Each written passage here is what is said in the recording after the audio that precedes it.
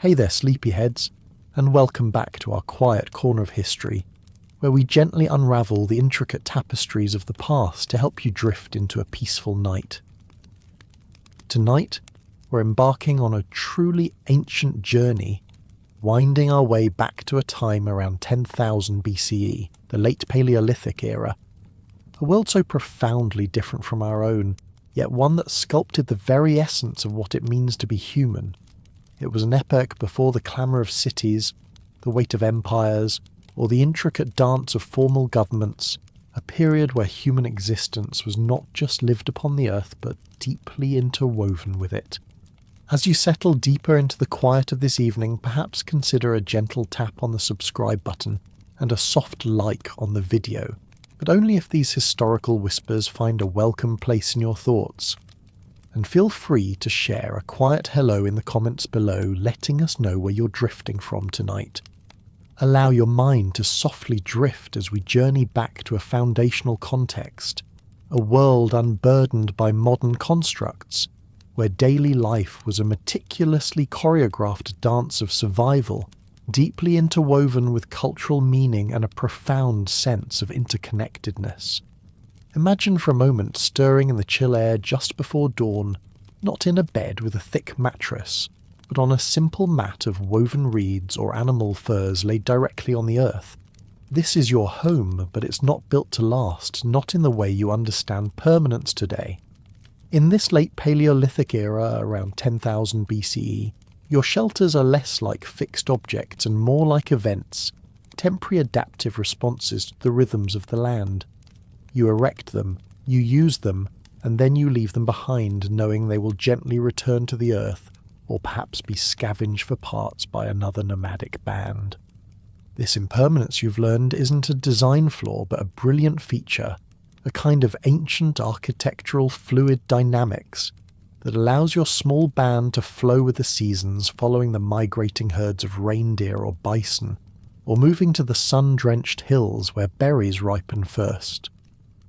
Your survival, you see, depends on this ability to adapt, to shed the unnecessary, and to move lightly upon the world.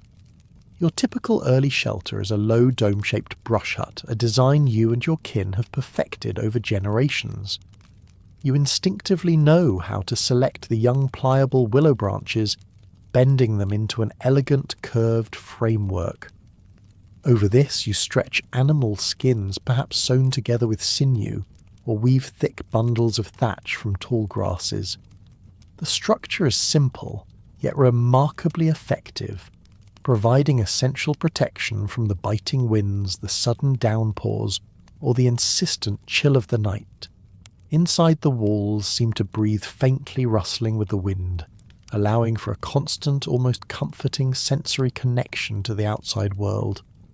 You hear the distant calls of nocturnal animals, the gentle rustle of leaves, the subtle shift in the wind's direction, all vital cues that keep you deeply attuned to your surroundings. There's a pervasive scent of damp straw mixed with the smoky tang of last night's hearth fire, and the earthy aroma of animal hides, a complex familiar scent that defines the very essence of home. This isn't just a place to sleep. It's a living, breathing extension of the natural world, a memory nest where your life unfolds deeply, connected to every gust of wind and every drop of rain. But not all shelters are so humble. You've heard stories, or perhaps even seen the astonishing mammoth bone structures far to the east, in places like Dolní Věstonice or Mezherič. These are monumental feats of engineering, especially impressive in landscapes where tall trees are scarce or non-existent. Imagine hundreds of mammoth bones tusks curving skyward, massive skulls forming solid foundations, and long leg bones, providing sturdy supports, all meticulously arranged. These structures are then insulated with layers of clay, thick furs, and packed turf, creating dwellings that can withstand the harshest cold. The sheer scale of cooperation and ingenious resourcefulness required to build such a home is a testament to the collective intelligence of those bands. It shows a profound understanding of the materials available, turning the remains of giants into shelters that whisper of human ingenuity against an unforgiving landscape. Venturing further north into the biting cold of certain regions, you might find yourself dwelling in a semi-subterranean home, a clever adaptation perfected by cultures like the Pavlovian people. Here the challenge isn't just the wind, but the relentless penetrating cold that seems to seep into your very bones. So you learn to dig. Your dwelling is partially excavated into the soft, low soil, creating a natural insulating barrier below ground. Timber or sturdy bone frameworks, perhaps from reindeer, or even the mighty mammoth, support a roof of sod, thick hides and packed earth. This design, you quickly discover, is remarkably effective at conserving heat, turning the earth itself into your ally against the harsh open landscapes. Imagine the feeling of stepping down into that snug subterranean space, the outside world's icy breath muffled and distant, replaced by the faint earthy smell of damp soil and the comforting warmth radiating from a central hearth. It's ingeniously low-tech, really a testament to how profoundly attuned your ancestors were, essentially making Mother Earth your landlord, for free coaxing warmth and safety from the very ground beneath your feet. Despite the seemingly rudimentary nature of these shelters, they follow remarkably consistent and intentional design principles, almost like unwritten blueprints passed down through generations. You instinctively know where everything belongs. There's always a central hearth, the beating heart of your home, where the fire crackles and casts dancing shadows. Around it, sleeping areas are arranged radially like spokes on a wheel, creating a communal warmth and a sense of protective closeness. The entryways are always carefully positioned to face away from the prevailing winds, a simple yet critical detail that keeps the chill out and the precious heat in. You learn to read the wind, to feel its direction on your skin long before you ever learn to speak in complex sentences. These interior spaces aren't just random, they're thoughtfully zoned for specific activities. One corner might be where tools are meticulously produced, the sharp crack of flint on flint a familiar sound. Another might be where food is stored, perhaps in woven baskets or carefully covered pits protected from scavengers. And of course, there are the communal rest areas where stories are told and the quiet breathing of your kin fills the night. It's a responsive design tailored not just for comfort, but for efficiency, for survival, and for fostering the deep sense of community that is your lifeline. Within the intimate confines of these shelters, your senses are constantly engaged, absorbing a unique and familiar environment. The quiet space is rarely truly silent. You'll hear the wind whistling faintly through unseen gaps in the thatch, or the rustling of bamboo woven into the walls. There's the pervasive smell of damp straw, a hint of wood smoke from the hearth, and the earthy animalistic scent of hides and human bodies undiluted by any modern perfumes or detergents. This constant sensory input fosters a deep sense of shared humanity, a primal connection rooted in proximity and shared experience. This isn't just a physical space, it's a memory nest, imbued with the accumulated experiences of your ancestors. Every crackle of the fire, every shared breath, every subtle scent reminds you of your place of the continuous unfolding of life, deeply connected to the natural world. You're never truly separate from the elements. The shelter provides protection, but never absolute isolation, maintaining a vital rhythmic dialogue with the wild. Yet for all their ingenuity, these shelters are not the only places your band seeks refuge, or rather meaning. You'd think perhaps that a cave would be the ideal permanent residence, ready-made, sturdy and always there. But you soon learn this isn't usually the case. Caves are often damp, perpetually dark, and far less convenient for the daily ebb and flow of foraging and hunting than a mobile camp. Instead, caves serve a different, far more profound purpose. They are sanctuaries, ritual spaces, or perhaps winter havens, only when absolutely necessary, often for very short periods. These are temples, not tenements. Places where symbolic acts unfold, where the veil between your world and the spiritual one feels thin.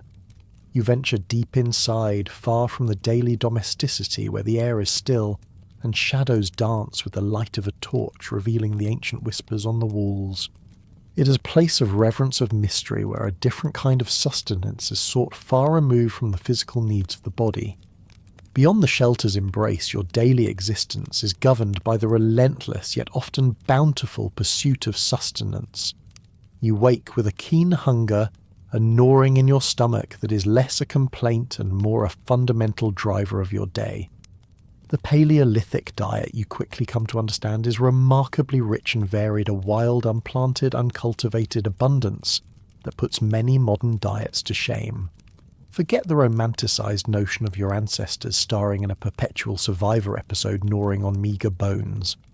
Your world, in fact, often offers a veritable gourmet buffet of wild foods, a diverse array that ensures a nutritionally sound and robust diet, often far superior to the limited starch-heavy fare that early agricultural societies would eventually adopt. You feast on the sweetness of wild berries and fruits in summer, the earthy crunch of various nuts in autumn, and the unexpected delight of honey when a bee's nest is discovered. Tubers dug from the earth provide satisfying carbohydrates, while the bounty of rivers and coastlines offers fish shellfish and the rich eggs of wild fowl. And of course there is game, from small nimble creatures to the majestic beasts of the plains, each providing essential protein and fat. Foraging, the silent rhythmic ballet of gathering, is an art form perfected over millennia, and it falls largely to the women of your band. You learn to recognize them as botanists without books, possessing an intricate living map of the landscape etched into their very beings. They walk barefoot or in soft-hide moccasins across varied terrains, their senses acutely tuned to the subtle cues of the environment. You watch as they effortlessly identify what sprouts first after the spring rains, where the most nutritious roots lie hidden beneath the soil, and which berries, though tempting, are best left untouched. They know precisely which plants require roasting to unlock their nutrients, or remove their toxins, and which leaves or barks can soothe an illness or stem a wound. This isn't just knowledge, it's a profound inherited wisdom, a seasonal choreography of plant cycles that dictates where and when your band must move. Every patch of sun, every gurgling stream, every unique rock formation is part of this mental map charting the relationships between flora, fauna and water, ensuring a steady, if always unpredictable, supply of food. The precision of their knowledge is humbling. A misstep, a wrong identification, could mean sickness or even death for the entire group. Food acquisition is by its very nature deeply seasonal, a constant dance with the cycles of the sun and the earth. You learn the precise timing for everything. There's a narrow window for harvesting certain seeds before they grow bitter, a brief period when salmon runs are at their peak, or when migratory birds nest offering a bounty of eggs. This seasonality demands not only expert knowledge but also sophisticated preservation methods. You quickly become adept at drying fish and strips of meat in the sun, or over slow-burning fires, removing the moisture that leads to spoilage. These carefully preserved provisions are your insurance, your buffer against the lean periods of winter or unexpected scarcity, crucial for sustaining the band when the wild buffet is temporarily closed. Without these practices, survival through the colder months would be an almost impossible gamble. Hunting, in contrast to foraging's quiet rhythm, is a prestigious cooperative and inherently dangerous endeavour, never a guarantee of daily success. While foraging often provides the steady, predictable base of your diet, a successful hunt is a critical source of protein and fat, a communal triumph that fuels the entire band. You learn that it's not about individual prowess alone, but about cooperation and strategy. You work as a unit, reading the landscape, anticipating animal movements, and communicating with subtle signals and gestures. Your tools are advanced for your time, microliths. Tiny razor-sharp stone blades are expertly hafted into wooden shafts to create barbed spears and arrows that can inflict devastating wounds. And then there's the atlatl, a carved lever that effectively extends your arm, increasing the force and distance you can achieve with a thrown projectile. It's an early understanding of aerodynamics and mechanics, allowing you to launch spears with greater velocity from farther away, dramatically reducing the risk of a close encounter with a powerful, dangerous animal.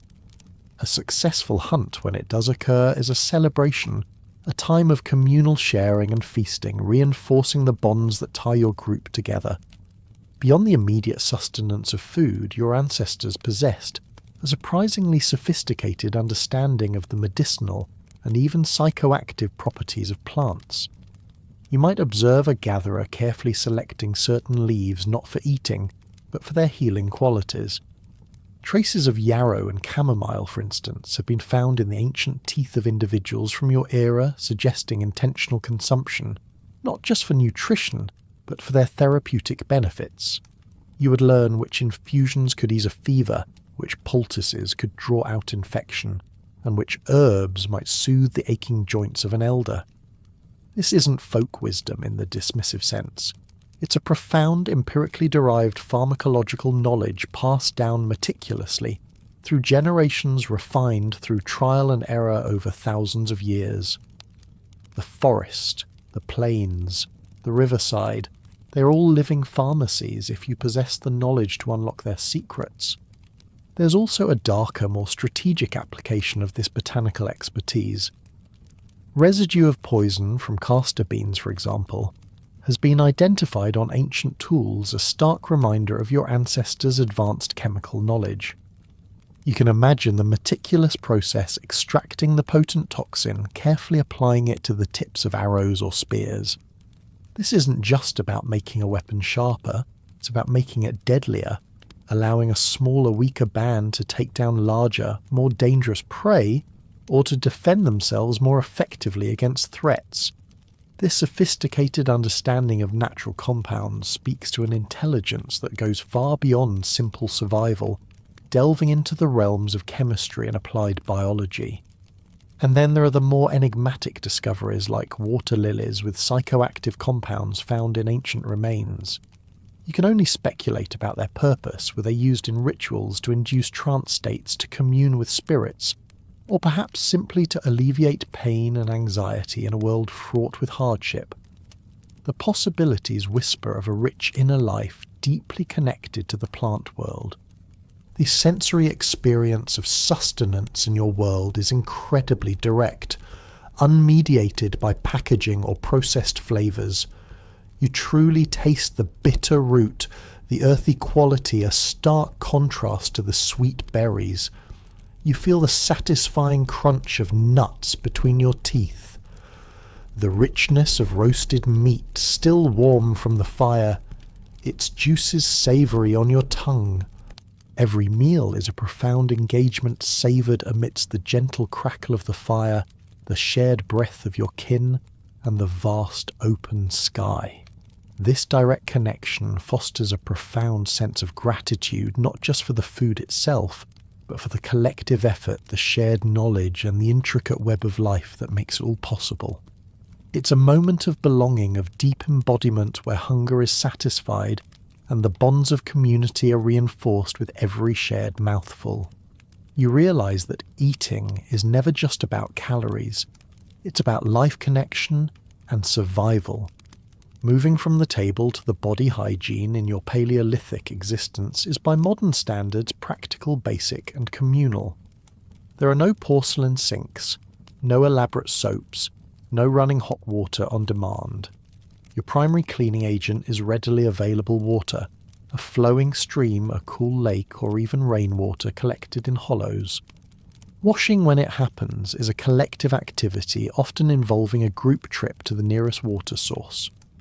This communal approach isn't just a matter of convenience, it's essential for maintaining health within your close-knit bands. You understand perhaps instinctively that cleanliness is not just for your individual comfort, but for the welfare of the entire group. A single illness easily spread in close quarters could cripple your ability to hunt or forage, jeopardizing everyone's survival. So you wash not out of vanity, but out of necessity, and a deep sense of shared responsibility. In a world devoid of formal sanitation infrastructure, waste disposal in your Paleolithic context is, as you might expect, rudimentary. There are no landfills, no sewers, no complex systems for whisking away refuse. Your band likely designates specific areas far enough from the camp and water sources where waste can naturally decompose, or where it might be scattered by animals and the elements. You have a limited, if any, scientific understanding of disease transmission. The connection between decaying matter and illness is not yet fully grasped. Instead, you rely on observation and instinct. Keep the living spaces clear, move the camp periodically, and let nature take its course. It's a delicate balance, this coexistence with your own refuse, and it requires constant vigilance to prevent the build-up of unhygienic conditions that could invite pests or sickness. The subtle smell of decay of things returning to the earth is an inescapable part of your sensory landscape, a constant reminder of life cycles. Grooming rituals too are stripped down to their most essential functions, yet they often serve a far deeper purpose than mere cleanliness. Take, for instance, the simple act of picking lice from a partner's or child's scalp. This isn't just a hygienic task, though. It's certainly vital for comfort and health in a world without modern remedies. It's an intimate, repetitive act that builds trust and strengthens familial ties. As your fingers gently sift through hair, searching for tiny invaders, you're engaged in a quiet ritual of care, a physical manifestation of love and connection. The soft murmurs, the shared silences, the focused attention. These are all part of the constant physical proximity that defines communal life. It's a moment of shared intimacy, a quiet affirmation of belonging, a testament to how even the most basic chores can become profound social bonding rituals. For skin and hair care, you rely entirely on what nature provides. Animal hides carefully prepared and softened might be rubbed with natural fats or rendered animal grease to protect your skin against the harsh elements. The biting wind, the scorching sun, the chafing of daily activity. You learn that certain plant extracts, perhaps infused in water or mixed with fats, can offer soothing relief for sunburn or insect bites. Hair care is functional above all else. Long hair is often braided or tied back to prevent tangles, and crucially to minimize infestations. You might use rudimentary combs carved from bone or wood, or simply your fingers to keep your hair manageable. There are no elaborate styles driven by fleeting fashion trends. Instead, practicality and protection are the guiding principles. Your body is a tool, and you treat it like one in the best possible way, maintaining its function, shielding it from the wild rather than worrying if it's beach body ready. The intimate spaces of your shelters, especially at night, are filled with a unique blend of personal scents and environmental aromas. There's the pervasive smell of ash hide and yew, a rich, unfiltered tapestry of odours that highlights the deep intimacy of daily life. This isn't the sanitized, perfumed world you know. Here, personal scent is a natural, unadulterated part of the shared environment. It's the smell of warmth, of close bodies, of familiar kin. This constant sensory input fosters a deep sense of shared humanity, a primal connection rooted in proximity and shared experience. You learn to recognize individuals not just by sight or sound, but by the subtle, unique imprint of their scent, another layer in the complex web of recognition of belonging. In your world, the absence of elaborate grooming standards is striking. Personal care is driven solely by necessity and practicality for survival, rather than the intricate, often costly aesthetic demands seen in later hierarchical societies. You don't spend hours on your appearance to impress or signify status. Your worth is determined by your contribution to the group, your skill in the hunt, your knowledge of plants, your ability to tend the fire. Function trumps aesthetics every single time.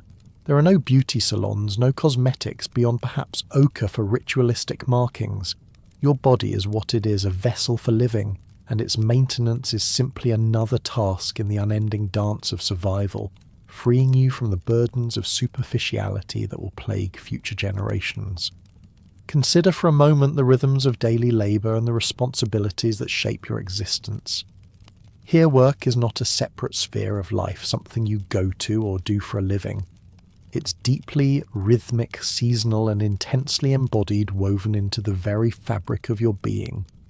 Your days are dictated by the sun's cycles, the changing weather, and the immediate, often urgent needs of your group. This is embodied seasonal and communal effort, a constant harmonizing with natural patterns. You don't punch a clock. You respond to the rising sun, the gentle rustle of the wind, the hunger in your stomach. Every action, from tracking game to gathering roots, is a physical sensory experience connecting you profoundly to the land and to your own body. There's a primal satisfaction in feeling your muscles work, in seeing the direct results of your labour, knowing that your efforts contribute directly to the survival of your kin. The division of labour, while often flexible, does show certain patterns born out of efficiency and inherent strengths. While males often focus on the more dangerous, unpredictable pursuit of larger game, women are universally recognised as the ecological anchors of the group. They possess a profound, intricate knowledge of the plant world, a living encyclopedia of edible roots, medicinal herbs, and poisonous berries. This isn't just a casual understanding, it's critical. They manage the complex processes of food preparation, transforming raw ingredients into nourishing meals, and they tend to the children and the sick with an unwavering dedication. Both genders in their own ways are botanists without books, contributing vital knowledge and effort to the group's sustenance. There's a fluid exchange of skills and support, with everyone understanding that their individual contributions are essential threads in the collective tapestry of survival. There's no room for idleness or specialization in the modern sense. Everyone must be versatile, capable of performing a wide range of tasks necessary for the band's well-being. Even the oldest and youngest members of the band, those often overlooked in modern society, play crucial, indispensable roles near the camp. The elders, with their vast stores of accumulated knowledge, are the living archives guiding younger generations, remembering the paths, the seasons, the stories. They might tend the vital embers of the fire, ensuring that the precious flame, your lifeline, never goes out. They assist with drying fish and meat, a task requiring patience and a keen eye, or carefully prepare plant fibres for weaving baskets or making cordage. The older children, too young for the hunt, are eager to contribute, help repair nets, collect firewood, or watch over the younger ones. Everyone, regardless of age or physical strength, has a place and a purpose, contributing to the collective survival and the gentle rhythmic pulse of life within the band. There's a quiet dignity in this, a sense that every hand, every mind is valued and needed. Your Paleolithic body is a testament to this physically demanding lifestyle built for constant motion and exertion. You squat naturally, effortlessly for extended periods while processing game or preparing food. You lift and carry heavy loads, firewood, water, the spoils of a hunt for long distances. Your daily life involves endless walking across varied, often challenging terrains, climbing over obstacles and digging with rudimentary tools. Bone analysis from ancient remains reveals dense muscle attachments, indicating a strength derived not from structured exercise but from the unceasing demands of daily activities. Interestingly, these bodies show fewer of the repetitive stress injuries common in early agricultural populations, who perform the same monotonous tasks day in and day out. Your movement is varied, dynamic, and holistic, shaping a body that is robust and resilient, perfectly adapted to its environment. A significant portion of your daily labour involves continuous crafting and meticulous tool maintenance. The tools you use are your lifelines, your extensions in the wild, and they require constant attention. You spend hours knapping flint, carefully striking flakes to create razor-sharp edges for knives and scrapers. You meticulously gut fish, ensuring every usable part is preserved. You sharpen stone edges, restoring their bite after repeated use, and you constantly repair and rebind sinew attachments, ensuring your spear points remain securely fastened to their shafts. This isn't just manual labour, it demands skill practice and iterative refinement and almost meditative focus. These essential crafts are passed down through generations, often learned. Around the communal fire, the quiet tapping of stone on stone, a comforting backdrop to the evening stories. Every tool tells a story of effort, precision, and inherited knowledge. One of the most surprising insights into your Paleolithic life, particularly from a modern perspective, is the amount of leisure time you likely possess. Anthropological studies of contemporary hunter-gatherer societies suggest that your ancestors worked substantially fewer hours per week than most modern workers, perhaps only 20 to 30 hours. This wasn't laziness, far from it. It was a testament to the efficiency of your methods and your deep attunement to natural rhythms. When the hunt was successful, or the gathering abundant, there was no need to accumulate surplus beyond what could be immediately used or preserved. This allowed ample time for rest, for social rituals, for storytelling around the fire, for meticulous repairs of tools and clothing, and for the simple pleasure of being. Imagine the quiet freedom of not being constantly driven by the demands of a relentless work schedule, of having the mental space for contemplation and connection. This wasn't laziness, far from it. It was a testament to the fact that your ancestors understood the concept of work-life balance, long before anyone coined the term, driven by efficiency and deep attunement to natural rhythms. The sensory experience of your work is rich and varied, deeply embedding you in your environment. You feel the cool, smooth surface of stone under your skilled hands as you meticulously shape a blade, the tiny vibrations of each precise strike echoing through your arm. There's the warmth of the fire on your face as you tend the crucial embers, the subtle shift in heat guiding your actions. You experience the physical exertion of walking barefoot across varied terrains, the soft moss, the sharp pebbles, the cool damp earth, each step a connection to the ground. And there's the intense focus required for tracking prey, your eyes scanning for the slightest disturbance, your ears straining for distant sounds, your nose deciphering the complex language of scents on the wind. All these layers of sensory detail make your labour not just a means to an end, but a full, embodied experience connecting you to every aspect of your world. Crucially, in this Paleolithic existence, work and meaning are inextricably linked. They are not in opposition. The same hands that expertly skinned a gazelle with practiced efficiency might later pick up a piece of ochre and paint a majestic reindeer on limestone deep within a cave. There's no division between the practical and the spiritual, the mundane and the artistic. Your labour isn't perceived as mindless drudgery to be endured for a wage. It is a fundamental part of a holistic, deeply felt life, contributing not just to physical survival, but to cultural expression, spiritual understanding and social cohesion. Every act, every creation carries meaning, reinforcing your place in the cosmos and among your kin. This integration suggests a profound richness, a depth of purpose that modern life often struggles to reclaim.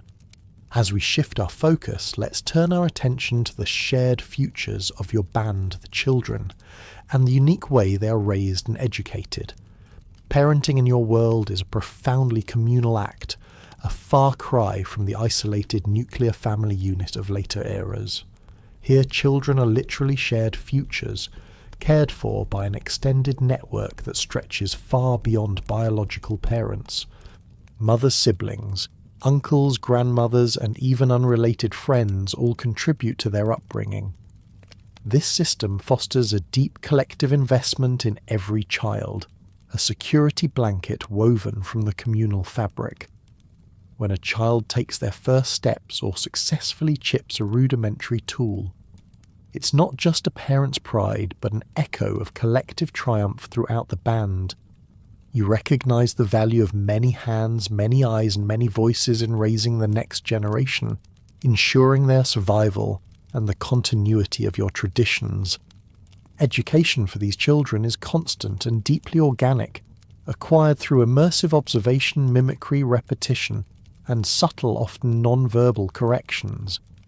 There are no formal schools, no fixed curricula, no lectures. Instead, children are a small, watching, curious echo trailing behind older bodies, absorbing knowledge through daily presence and participation.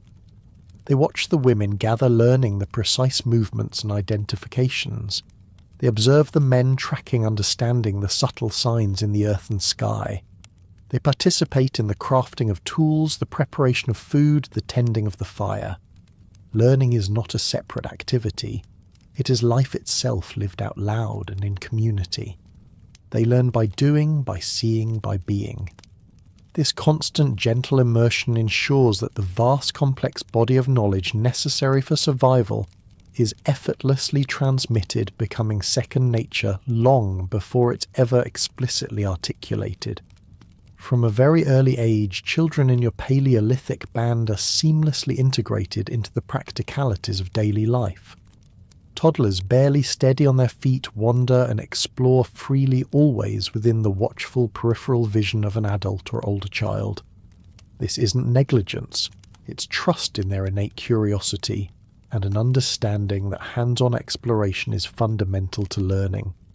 By the ages of 4 to 7, these children are routinely joining adults on foraging excursions, not as mere bystanders, but as active participants. They are learning complex plant knowledge, understanding the intricate logic of a trail, and discerning the subtle signs of animal presence, all long before any formal teaching begins. You hear the saying, children did not ask to be entertained, they asked to understand and they are answered. This reflects a natural, insatiable curiosity that is met with patient guidance and real-world experience rather than manufactured amusement. They learn the names of dozens of plant species not from a book, but by touching, smelling, and sometimes tasting them under the watchful eye of an elder. One of the defining characteristics of your social structure is the fluid intergenerational knowledge transmission, largely due to the absence of age segregation. Imagine a 6-year-old child moments after playing a boisterous game with an infant seamlessly transitioning to sharpening sticks alongside their grandmother, receiving quiet instruction on the best angle for a clean point. This constant interaction ensures a fluid, continuous flow of knowledge from the very oldest to the very youngest. Elders in particular are not marginalised or set aside. They are the encyclopedias, the living libraries of your group.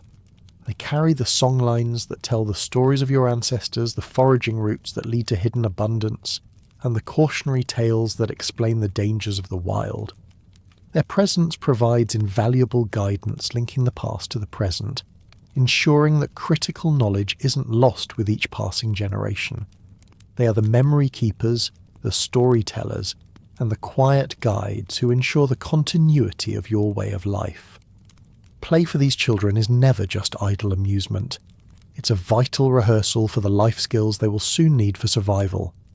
You'll see them crafting miniature tools, tiny spears, small digging sticks, crude scrapers, mimicking the actions of the adults. Their games are elaborate role-playing hunts where a child might pretend to be a swift gazelle, and another a stalking hunter, sharpening their reflexes, their observational skills, and their understanding of animal behaviour. Crucially, these activities often take place in the same physical spaces as adult work, blurring the lines between play and learning. The stakes, though simulated in play, are always implicitly understood.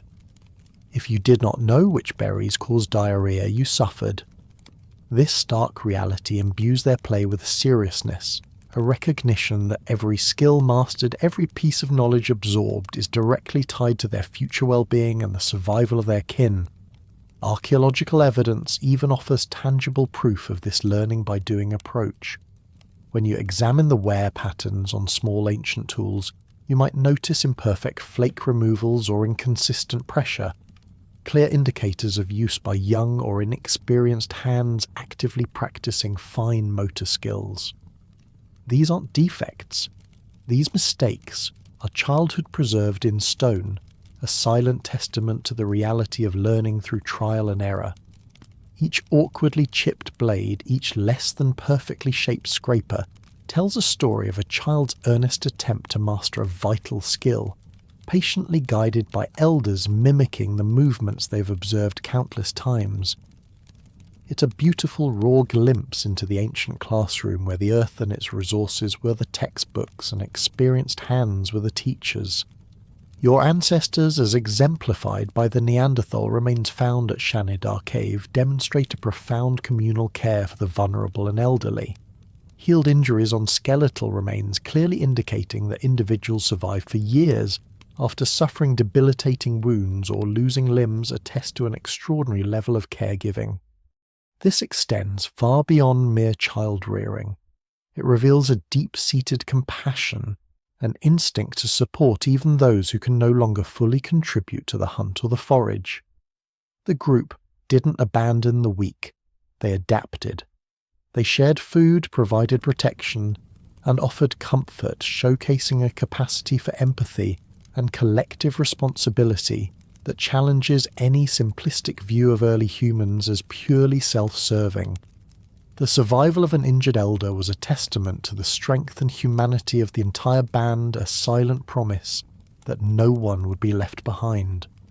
Through this immersive hands-on upbringing, Paleolithic children developed an extraordinary environmental literacy, a holistic intelligence that went far beyond mere survival skills. By the age of 10, you would likely be able to identify dozens of plant species not just by sight, but by their scent texture and the nuances of their habitat. You would intuitively read animal tracks, understanding not just the species but their direction, their speed, and even their recent activity. The seasonal cycles of your world, the subtle shifts in climate, the migration patterns of animals, the blossoming and fruiting of plants, would be as familiar to you as the beating of your own heart. This knowledge wasn't taught in abstract lessons. It was practiced, rehearsed, and absorbed through constant exposure and lived experience. It was a childhood without walls, where the entire natural world was your classroom and your playground. This intelligence wasn't purely utilitarian either. It encompassed moral lessons woven into stories, cosmological understandings of the stars and seasons, and a deep reverence for the interconnectedness of all life. It fostered a complete integrated understanding of their place in the world. This deeply embodied daily existence, where every action was a lesson and every moment held meaning, was far from a solitary endeavour. It was sustained and enriched by a vibrant social fabric of culture etiquette and profound relationships, all shaped by the foundational realities of their world. You see, the intricate dance of survival was not performed alone but in constant intimate collaboration with your kin. The quiet murmur of shared breath in a shelter, the collective sigh around a successful fire, the subtle glances exchanged during a hunt. These were the threads that wove together the individual into the unbreakable tapestry of the group. It's a transition from the physical demands of survival to the rich inner world of human connection, a movement from the material to the deeply meaningful, all within the vast untamed expanse of the Paleolithic. As we delve into the foundational realities and overarching structures that governed your Paleolithic life, let's begin with the inescapable social hierarchy, or more accurately, its remarkable absence. You're accustomed to a world where power is often hereditary, where titles are passed down, and where formal structures dictate who is in charge. But in the Paleolithic, particularly around 10,000 BCE, such concepts are entirely alien. Your society is organised into small, highly mobile bands, typically comprising perhaps 20 to 30 individuals, rarely more. These groups are characterised by fluid social structures and a general absence of the rigid hierarchies or fixed birthrights that would come to define later civilizations. There's no king, no chief by divine right, no designated noble class. Instead, your structure allows for extraordinary adaptability and an unwavering commitment to cooperation, because in your world, these aren't just ideals, they are non-negotiable prerequisites for survival. This era is marked by the complete absence of what you understand as cities, empires, or governments. For a modern mind, that's almost like trying to imagine a world without Wi-Fi, utterly disorienting. Think about it for a moment. No taxis and no legal fine print. No need to worry about what distant parliament is debating. There was no centralised political authority, no hereditary rulers, and no state-sanctioned enforcement over individuals. Your existence is defined by a radical lack of top-down control, a freedom from the external constraints that would later become so commonplace. Decisions are made not by a single sovereign, but by the collective, by the consensus of those who share the burdens and the triumphs of daily life. Leadership, when it emerges, is situational, and entirely based on an individual's proven merit and charisma, rather than inherited status. If you are an exceptional hunter, known for your keen tracking skills and accurate aim, your voice carries significant weight when planning a hunt. If you possess a deep encyclopedic knowledge of edible plants and their seasons, your counsel is sought and respected when the band is on the move. If you are a wise elder known for your calm judgment and extensive memory of past challenges and solutions, your words offer invaluable guidance in times of crisis. These are not permanent positions of power, but temporary earned influences. Trust and respect are fostered through demonstrated ability and wisdom, not through birthright or an imposed title. There's a pragmatic equality to it all. The best person for the task leads the task, and everyone understands why. The fundamental social organising principle in your Paleolithic world is cooperation an absolute necessity for collective survival. There are no lone wolves here, not for long anyway. Mutual reliance, shared responsibility and communal decision-making are not abstract ideals, but the very bedrock of your existence. You quickly learn that your personal well-being is inextricably linked to the strength and health of the entire group. If one member falls ill, everyone suffers. If a hunt fails, everyone goes hungry. This profound interdependence binds the group together as a cohesive and resilient unit, where individual success is always a collective triumph, and individual failure is a shared burden. Imagine the deep security that comes from knowing you are part of something so profoundly interconnected, where every person genuinely has your back. The subtle hum of shared purpose, the quiet understanding in each other's eyes, the effortless coordination during a task, these are the manifestations of cooperation. Your mobile band is without question the paramount social and economic unit. There are no larger structures, no nations, no vast tribes with hundreds or thousands of members. This small, intimate group is your entire world. Your individual well-being and indeed your very survival are completely intertwined with the group's collective knowledge, its combined strength, and its ability to adapt. This fosters an incredibly strong sense of kin, a bond that transcends mere blood relations to include everyone who shares the fire and the journey. You belong entirely to this group, and the group belongs to you. This intense, localized loyalty is the only social contract you know, one written not on parchment, but in the daily acts of sharing, protecting, and moving forward together. Consequently, there is no fixed destiny or rigid class structure. The concept of being born into a specific social stratum, of having your entire life predetermined by your parentage, simply doesn't exist. Individual roles and contributions are likely far more flexible and adaptable, determined by your abilities, your age, and the immediate needs of the foraging group. If you show a talent for crafting tools, you contribute by making them. If you have a natural affinity for understanding animal behaviours, you become a key part of the hunting party. If you're skilled at identifying medicinal plants, your knowledge is highly valued. Your worth is measured by your tangible contributions to the collective, not by an arbitrary title or inherited wealth. This inherent flexibility allows for a dynamic and responsive society, where talent is recognised and utilised, wherever it appears, ensuring the band's continued resilience in an unpredictable world.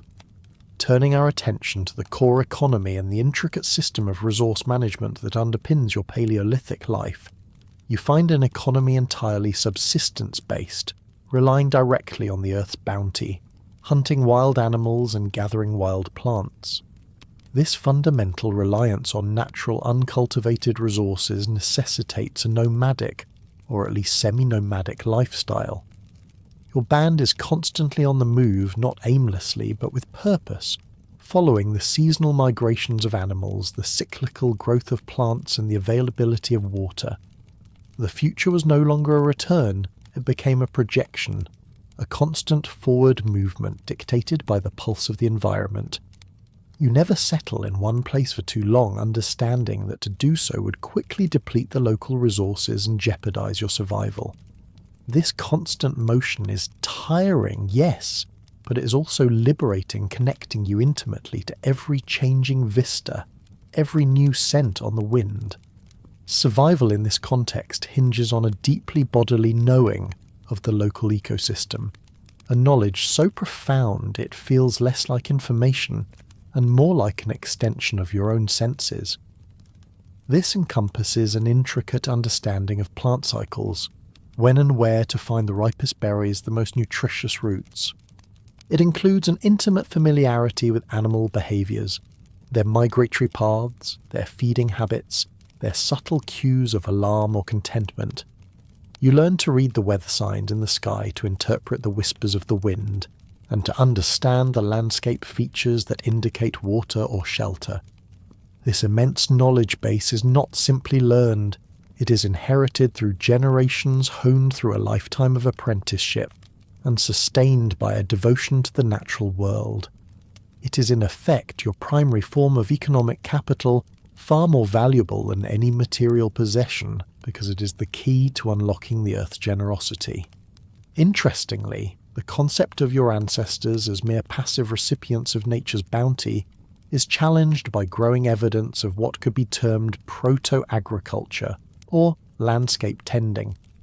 You're not simply taking what the earth offers, you're subtly influencing it, shaping it in ways that benefit your band.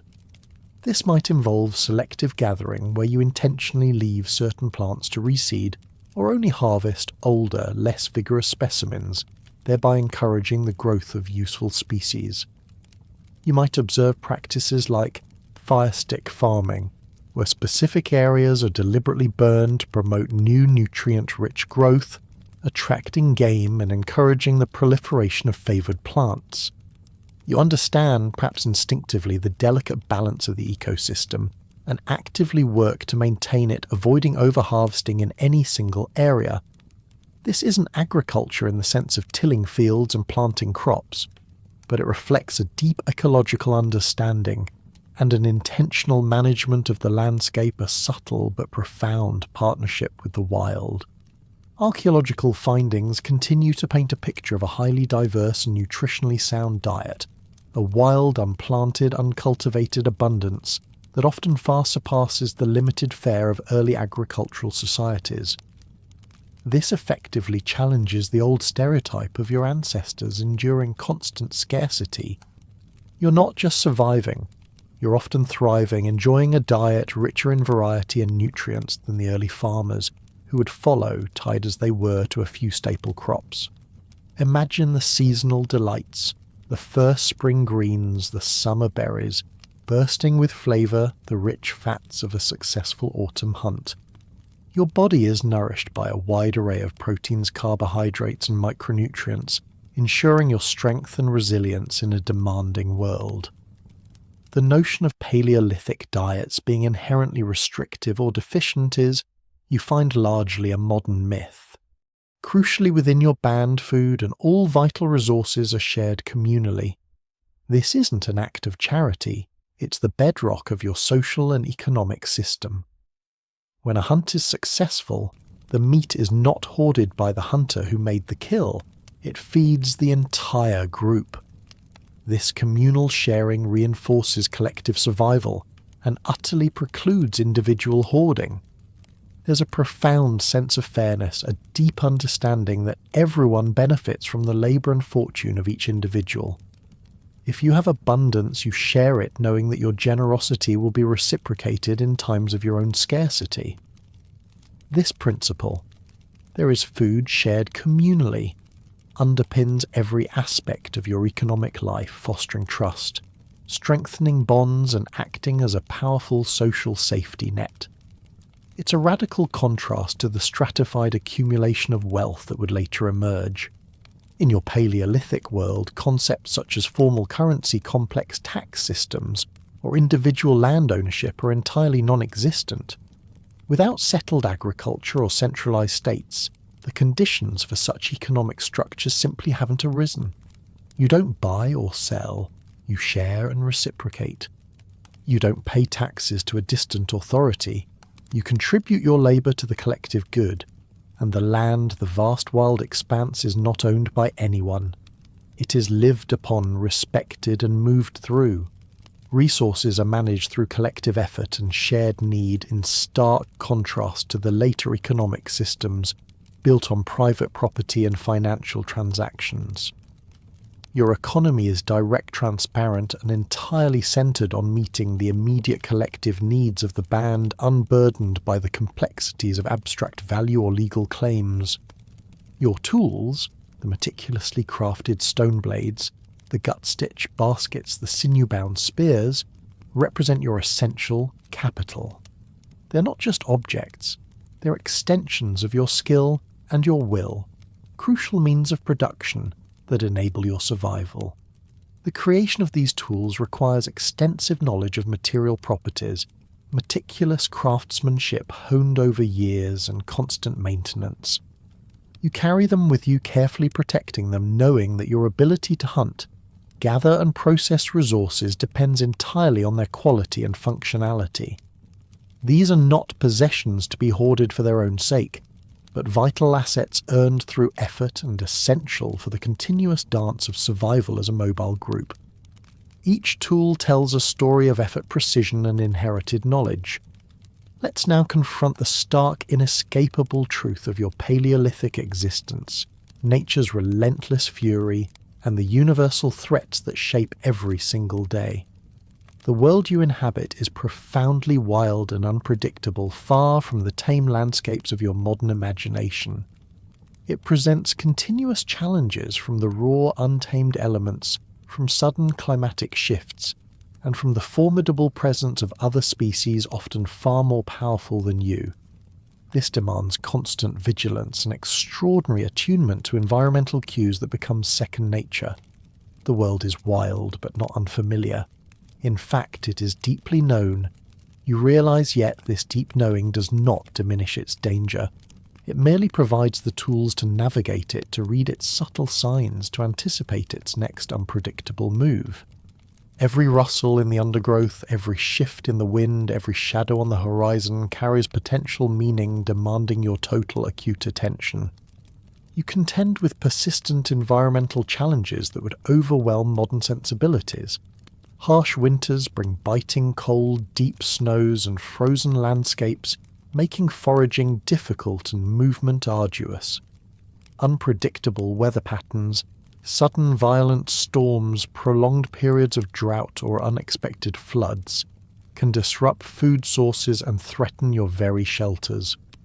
And then there are the systemic threats, the larger, less frequent but devastating events like volcanic activity that can blacken the skies and poison the land for miles around, or longer-term climatic shifts that push your band to the very edge of an ice age, forcing difficult migrations and adaptations. These are the relentless fury that constantly shapes your existence, reminding you of your fundamental vulnerability and the immense power of the natural world. There are no forecasts, no early warning systems beyond your own acute observations. You simply learn to read the world as an open book of possibilities and dangers. Despite the often abundant Paleolithic diet, systemic threats of famine and disease are a pervasive underlying anxiety. Periods of resource scarcity, perhaps caused by a particularly harsh winter, or a prolonged drought, could indeed lead to hunger, to gnawing emptiness in your stomach that lasts for days, and diseases, though different from the dense urban epidemics of later eras, are a constant threat in a world without formal medicine or sterile environments. A simple cut could become infected, a fever could sweep through the band, or a parasitic infection could weaken everyone. There are no doctors in the modern sense, no antibiotics, no understanding of microscopic pathogens. There was danger-loss disease, a whisper that constantly accompanies your steps, requiring communal care, a deep knowledge of herbal remedies, and an immense resilience of spirit to simply endure. In times of hardship, there are no organised societal relief efforts, no governmental interventions to save you from famine or widespread illness. Your survival relies entirely on the group's adaptability, its collective memory of past challenges and solutions, and its unwavering mutual support systems. If one family's resources are depleted, the others share. If an elder is too weak to move, others help carry them. The social safety net is woven directly from the bonds of kin and community. There's no external authority to appeal to, no abstract system of aid. There is only the collective will to survive expressed through countless acts of practical compassion and shared burden. This deep reliance on each other solidifies your bonds, making the group far more than a collection of individuals. The presence of large predators constitutes a constant tangible threat, a primal fear that is always just beneath the surface. Saber-toothed cats, cave bears, wolves, and other formidable hunters share your landscape, viewing you as potential prey, or at the very least as competition. This necessitates continuous vigilance, especially at night. You sleep in communal arrangements, often huddled, close, sharing warmth and the added safety of numbers. The protective circle of fire, the centre of everything, becomes your most potent defence against these nocturnal dangers, providing both physical safety and a profound psychological anchor. If a predator came near, someone would know you understand placing immense trust in the collective senses of your band. The hair on the back of your neck prickles at the sound of a distant howl, or the faint musky scent carried on the wind, a stark visceral reminder of your vulnerability in this wild world. Fire, you come to realise, is not merely a convenience for warmth or cooking. It is a vital lifeline, the absolute centre of everything.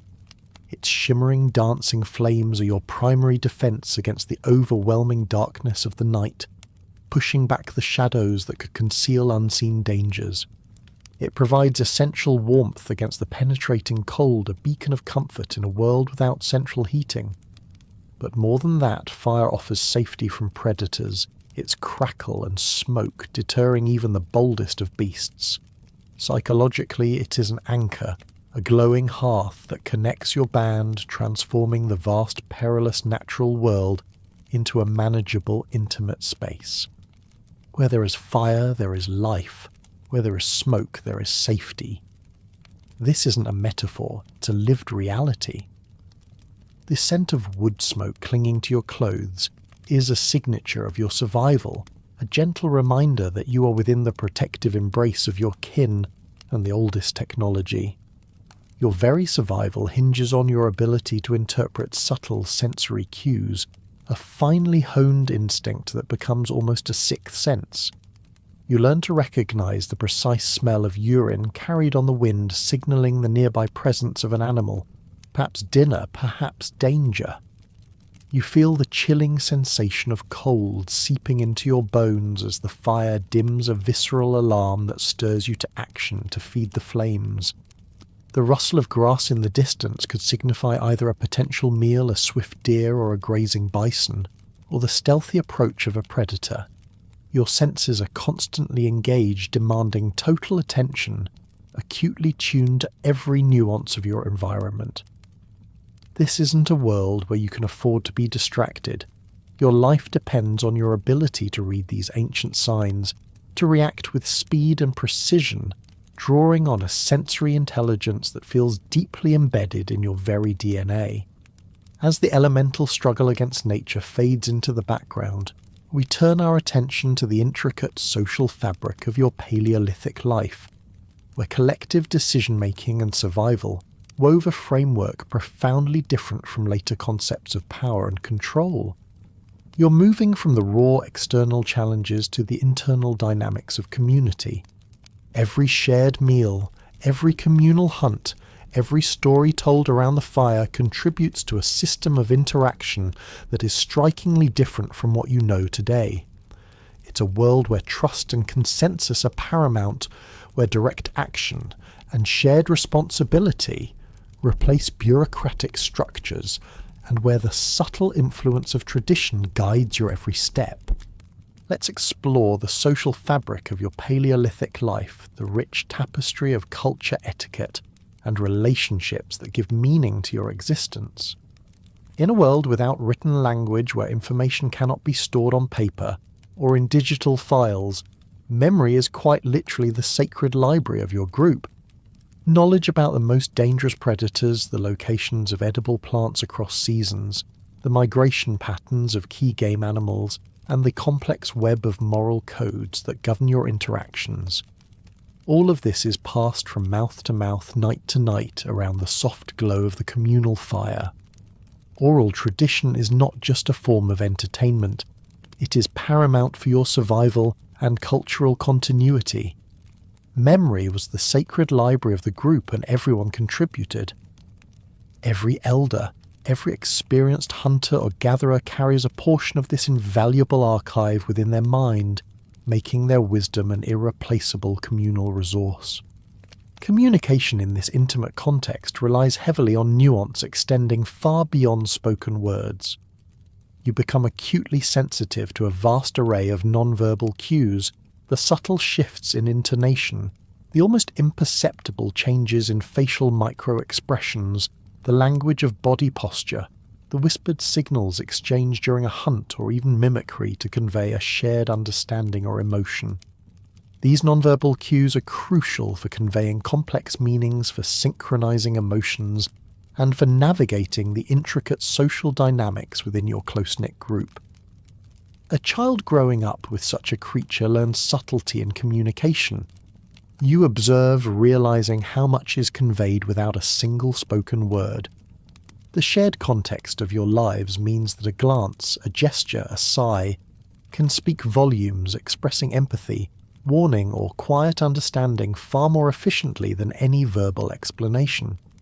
Around the central hearth, especially as the day fades and stories are exchanged, you observe a fascinating phenomenon. People mirroring each other's expressions, gestures, and even moods. This nightly intimacy, repeated over millennia, isn't just a quaint habit. It's believed to have neurologically wired the human brain for advanced social cognition. You learn to rapidly assess trust, to recognize the subtle signs of anger or grief in a kinsperson, or to share amusement with a shared glance. You learned people by how they looked when lit from below, the gentle firelight casting dramatic shadows that accentuate every shift in emotion. This unconscious mimicry fosters a deep sense of empathy and social synchronization, allowing your group to function as a remarkably cohesive unit, almost a single organism. You learn to read your fellow humans with an exquisite sensitivity that modern screen-mediated communication often struggles to replicate. Linguists often suggest that proto-language, the crucial bridge between the simpler communications of animals and the complex abstract richness of full linguistic expression, may have evolved significantly in these very intimate, often unlit settings of the camp. Imagine the subtle murmurs, the shared context of a communal fire, the desire to link events into cause and effect narratives, to teach, to warn, to remember. In the low light, gestures become more significant inflections, more nuanced, and the shared understanding of the moment allows for the development of more complex vocalizations and symbolic sounds. It's a space where shared experience provides the scaffolding for linguistic innovation, where the need to communicate sophisticated ideas about hunting strategies, plant locations, or spiritual beliefs drives the evolution of language itself. The fire circle, therefore, isn't just a place of warmth, it's a crucible for the very essence of human communication. Beyond spoken words and nonverbal cues, communication in your Paleolithic world encompasses something deeper, the eloquence of silence and shared presence. There are moments when words are simply inadequate, in times of profound grief, during moments of intense concentration during a hunt, or when simply resting in the quiet comfort of your kin. In these instances, communication manifests as shared silences, collective sighs that express a common emotion, and the profound understanding that mere presence can convey support, solidarity, and connection.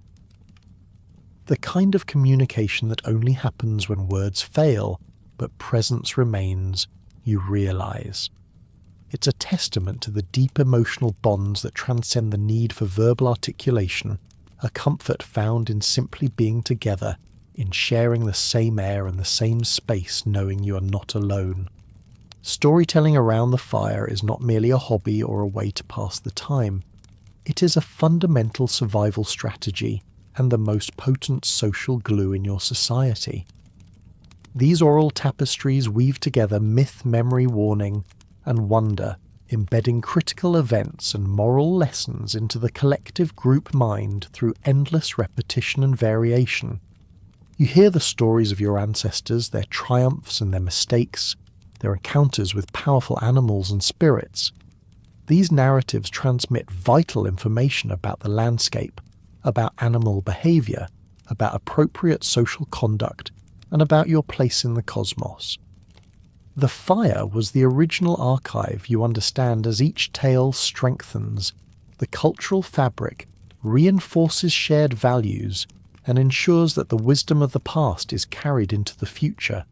It's a powerful, immersive, and deeply communal form of education and cultural cohesion. The sensory richness of Paleolithic communication is striking. Imagine the quiet murmur of insects outside your shelter, the rhythmic crackle and hiss of the fire as it consumes wood, the occasional tapping of a stick against a stone as someone crafts a tool.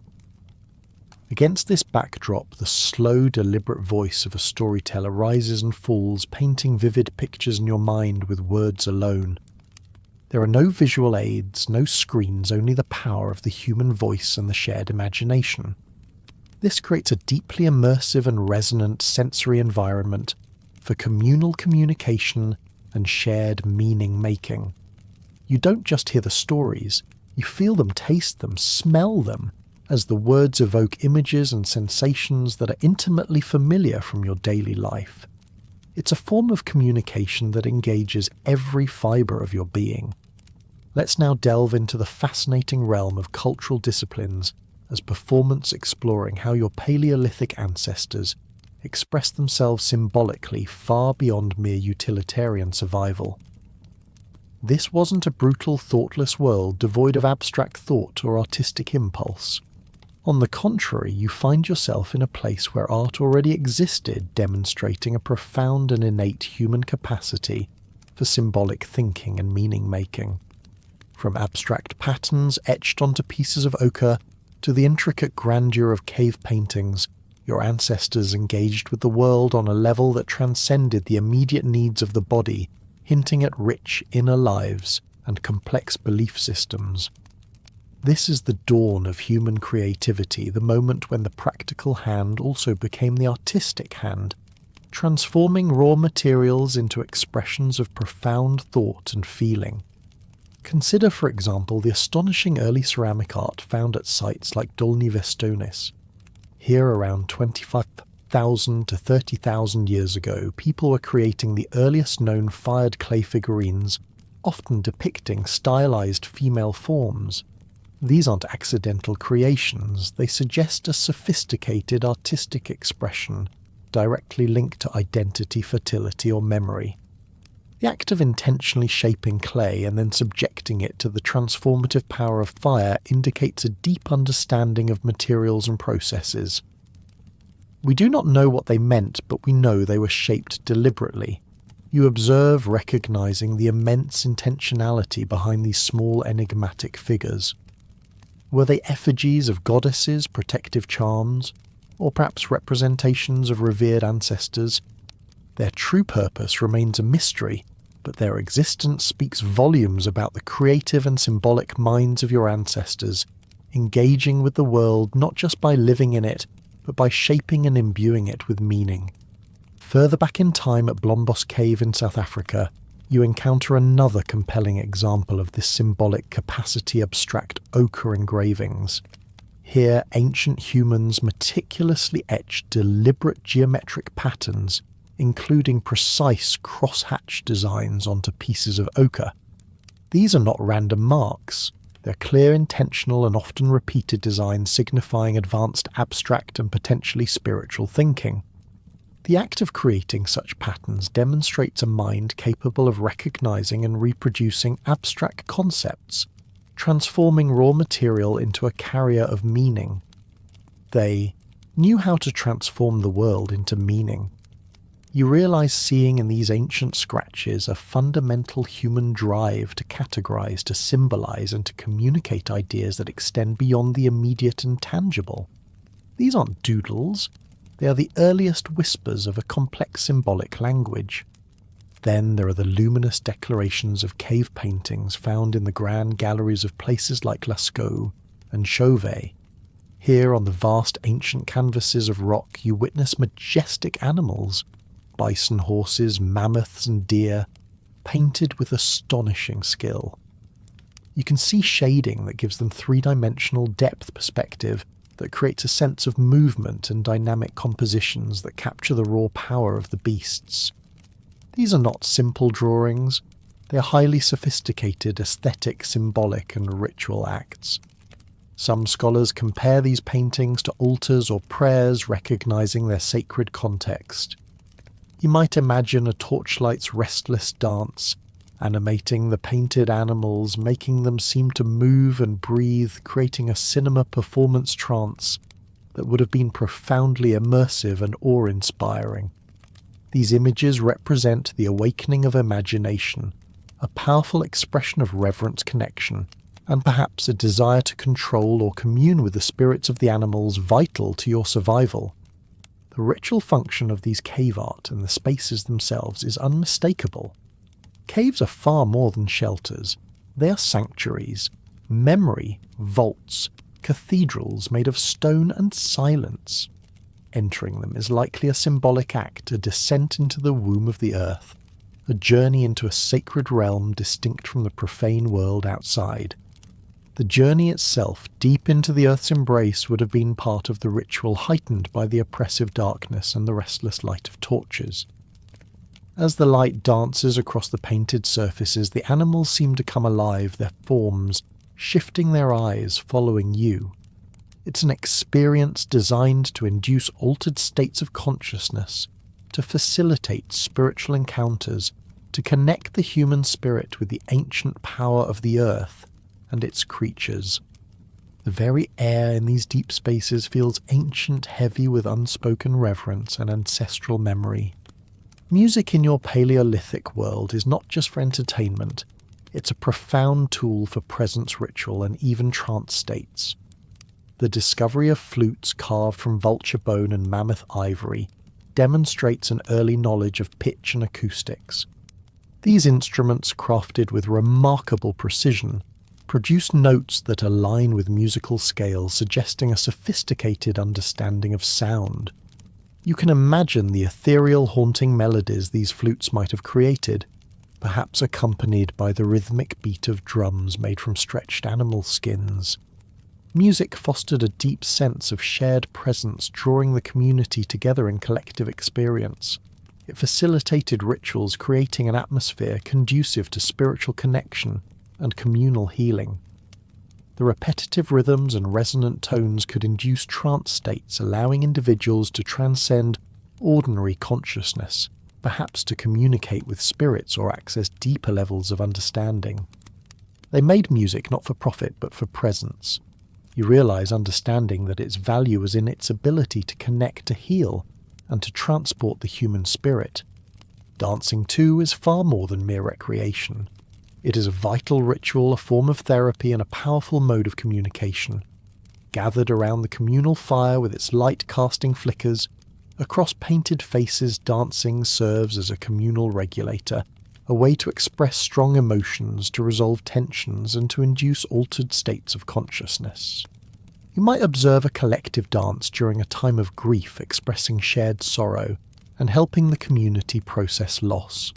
Or perhaps a celebratory dance after a successful hunt, channeling collective joy and reaffirming group bonds.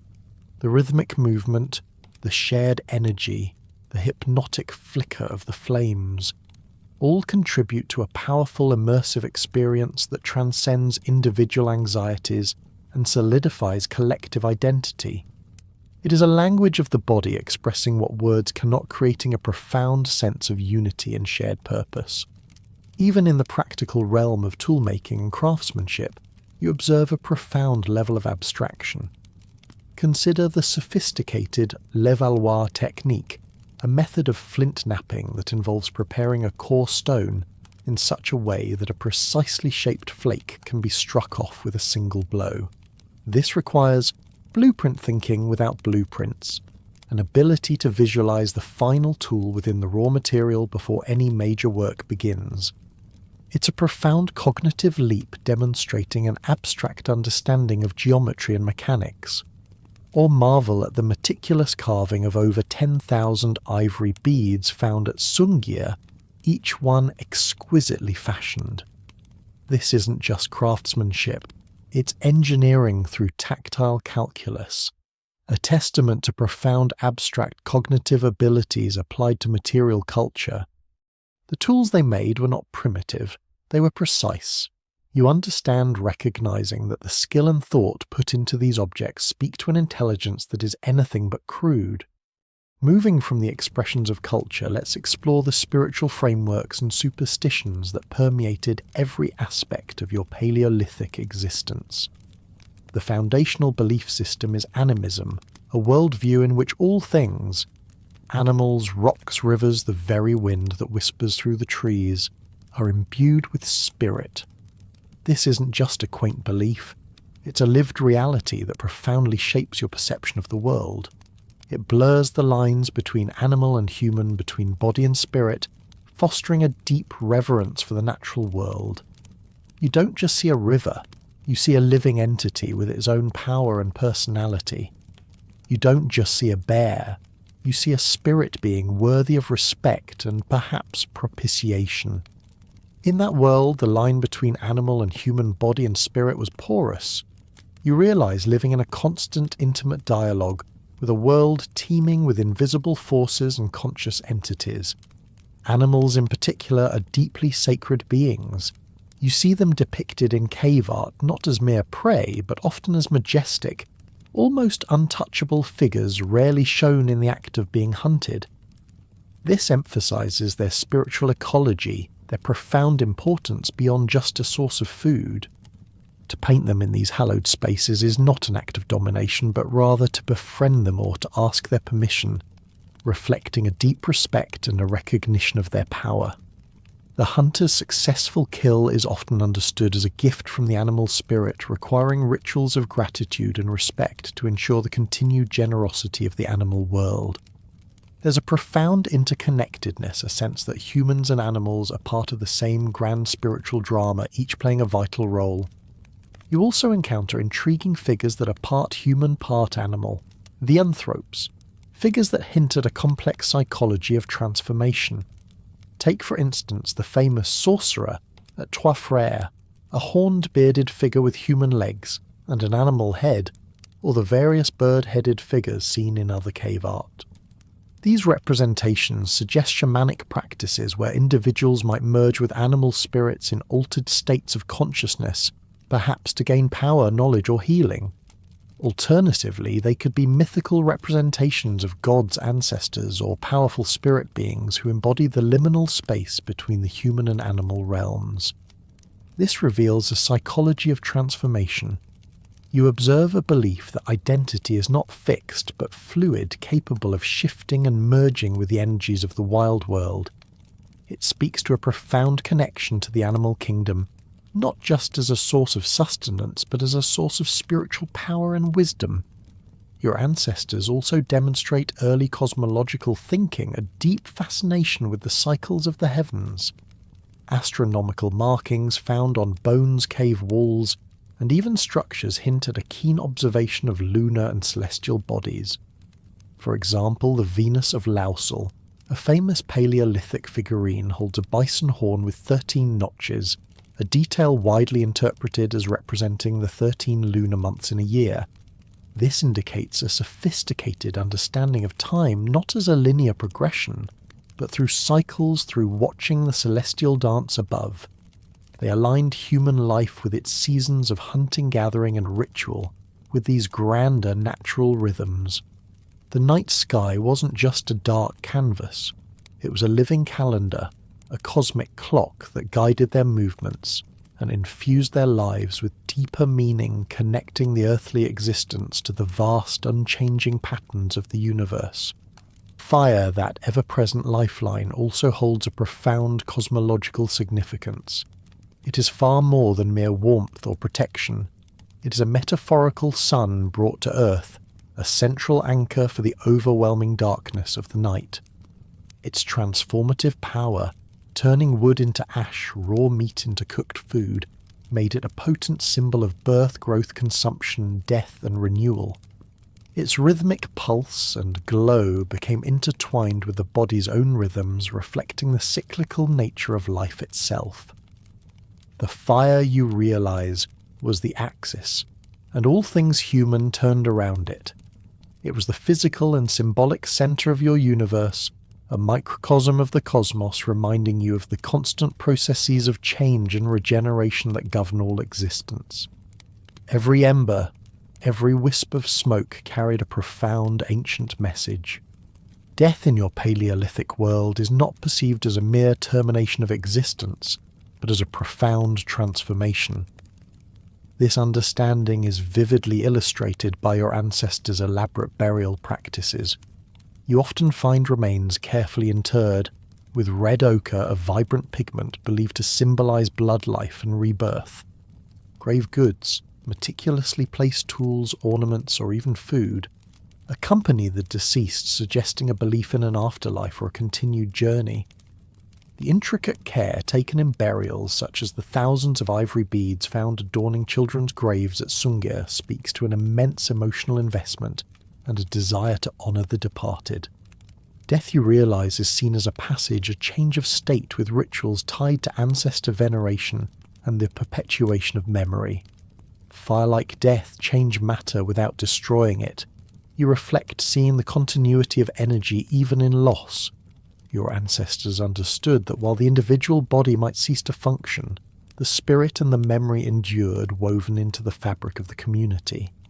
Given your ancestors' profound attunement to nature and their constant observation of its myriad details, it's highly probable that Paleolithic people held numerous folk beliefs and interpreted natural phenomena as omens. The flight of a particular bird, the sudden appearance of an unusual animal, the strange formation of clouds, all could be seen as messages from the spirit world guiding or warning. Animal behaviours, weather patterns, and even dreams would be integrated into daily decision-making and their understanding of the world.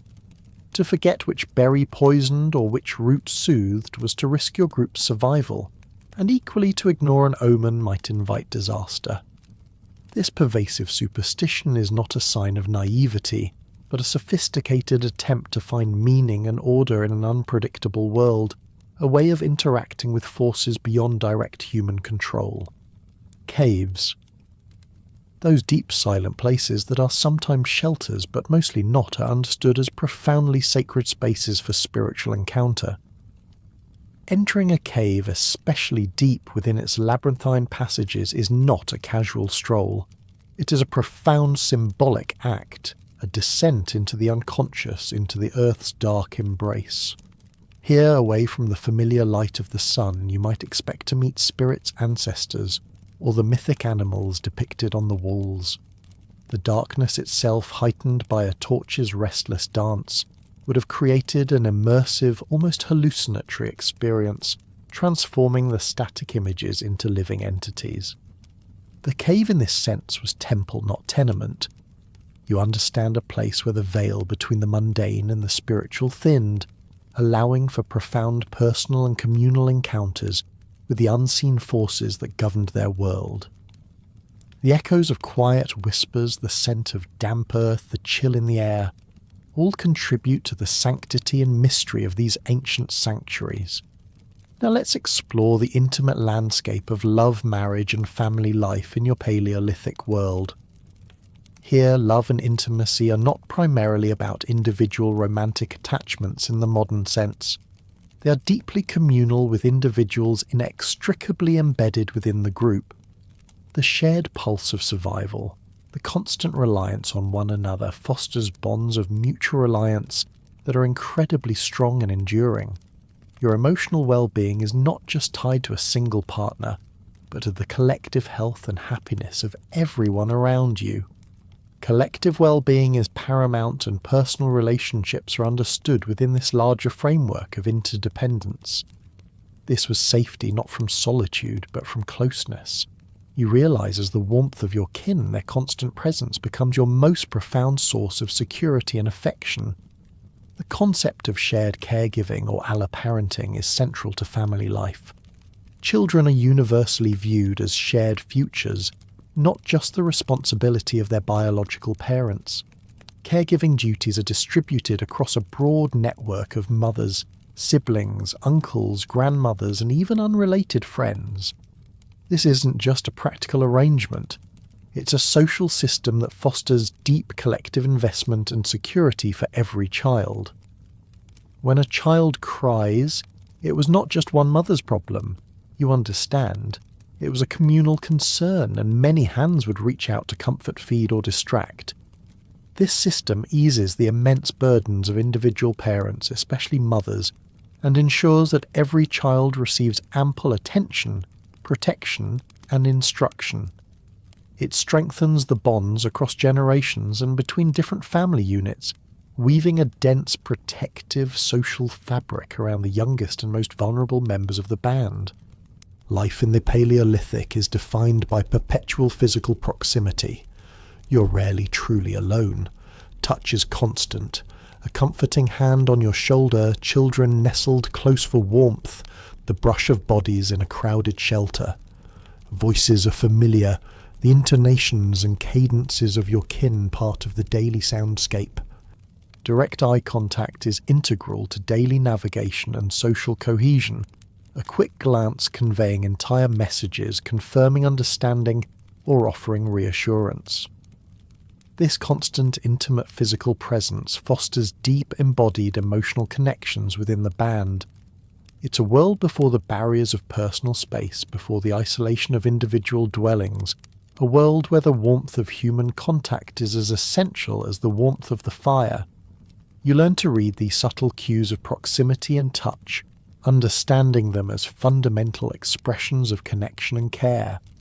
The relationship with early dogs, those wolf-like companions that began to forge a mutualistic bond with humans in your era, provides a fascinating reinforcement of human empathy.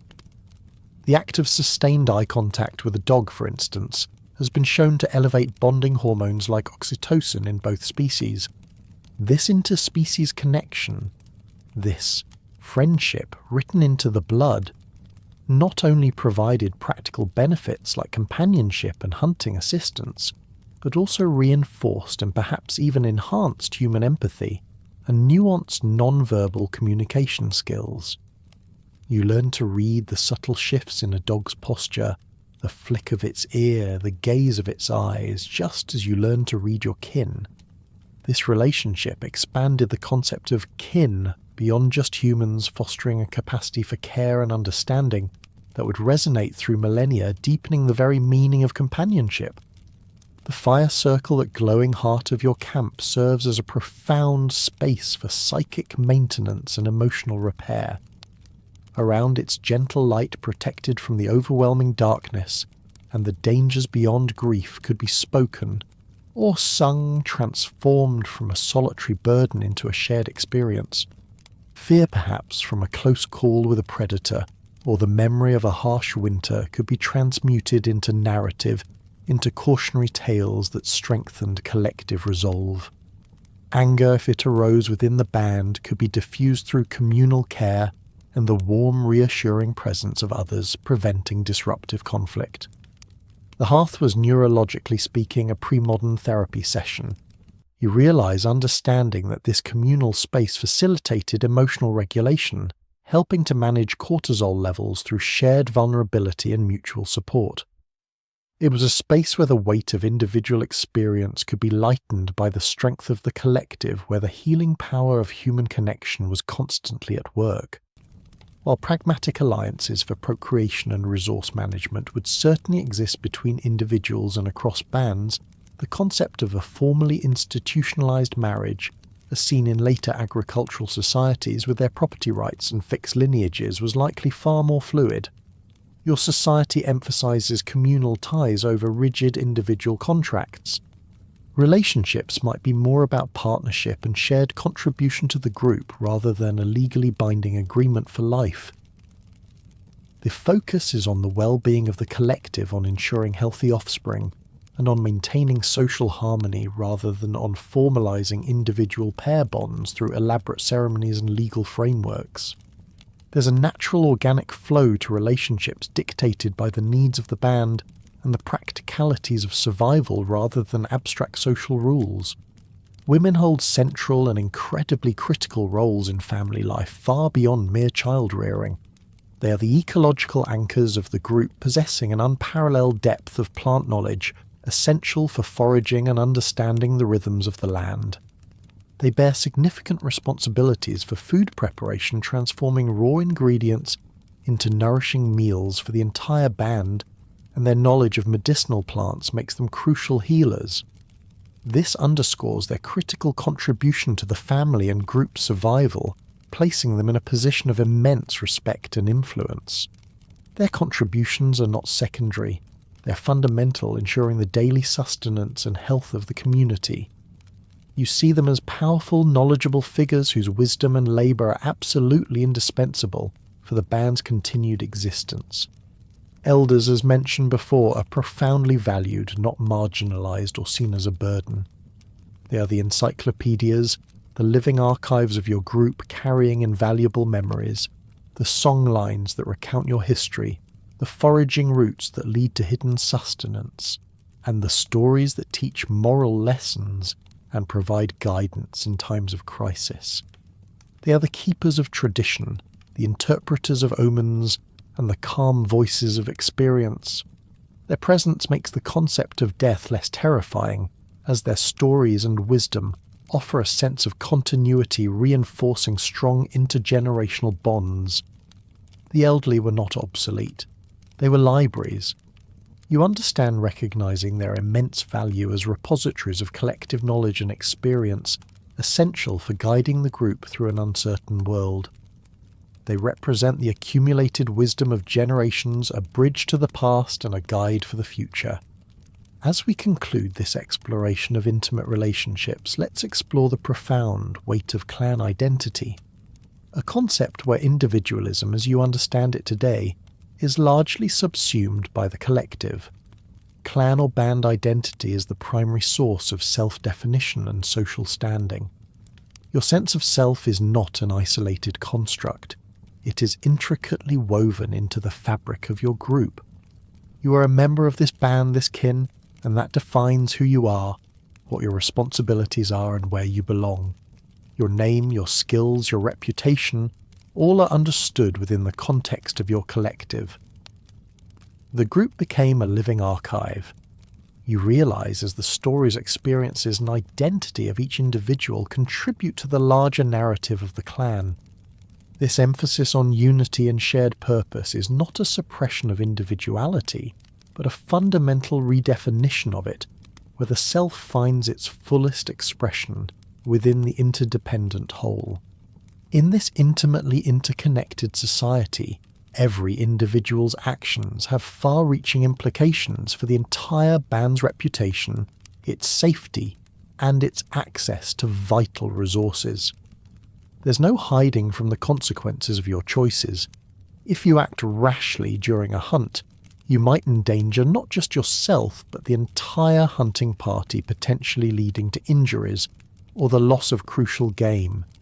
If you fail to respect another band's territory or resources, you risk conflict that could jeopardize the safety of everyone. This fosters a strong internalized sense of collective responsibility and accountability.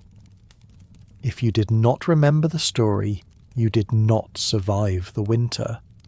You realize understanding that shared knowledge and adherence to group norms are not optional. Your individual choices ripple outwards, impacting the collective well-being, making you acutely aware of your place within the larger web of relationships and shared purpose. The continuity of your group, your clan, depends entirely on a shared oral history. Without written records, memory was the sacred library, and everyone contributed to this collective archive. The stories, the myths, the ancestral lineages, the records of triumphs and failures, all are continuously recounted, passed down from elder to child. This constant repetition reinforces a strong sense of common heritage and shared destiny.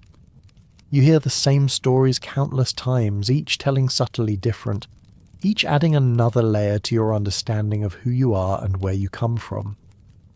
This shared memory is the lifeline of the clan, ensuring that the wisdom of the past informs the actions of the present, and that the collective identity remains strong and unbroken across generations. Human neurology, is deeply wired for belonging. The limbic system processes social connection with urgency, a primal drive to be part of a group. In the Paleolithic, the shared pulse of survival and constant physical proximity foster an incredibly profound sense of us, where belonging isn't just a comfort, it's synonymous with survival. We didn't evolve to be happy. We evolved to belong. You reflect understanding that the deepest human needs are met within the embrace of the collective. This social cohesion, built on synchronicity and mutual dependence, creates an almost palpable sense of unity, a quiet strength that emanates from the shared rhythm of daily life, the coordinated movements during a hunt, the communal gathering around the fire, the synchronized breathing of sleeping bodies. Communal mourning plays a crucial role in reinforcing group bonds after the inevitable loss of a member. Burial rituals, often elaborate and deeply meaningful, are collective acts of remembrance. The shared processing of grief around the fire, where the dead could be spoken of their names, their jokes, their distinctive gestures recalled and woven into the group's ongoing rhythm and narrative, transforms individual loss into a shared experience. This isn't a solitary burden. It's a collective act of remembrance that solidifies identity and reinforces the strength of the living. By remembering the departed together, their stories lived on, becoming part of the shared history and wisdom of the band.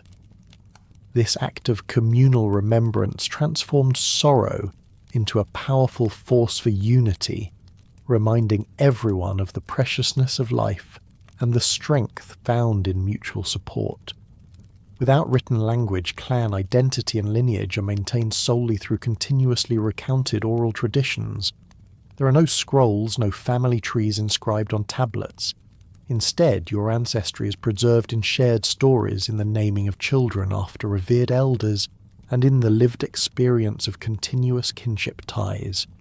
This constant active remembrance reinforces cross-generational continuity, ensuring that the lines of descent and the identity of the clan remain strong.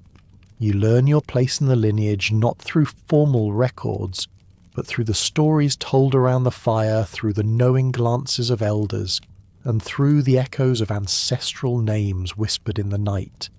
It is a living, breathing history carried in the minds and hearts of the people.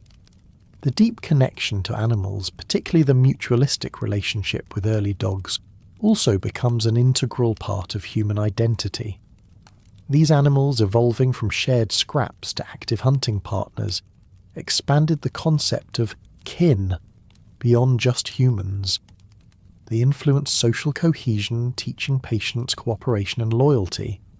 The dog did not become human, but in many ways it helped us become more human.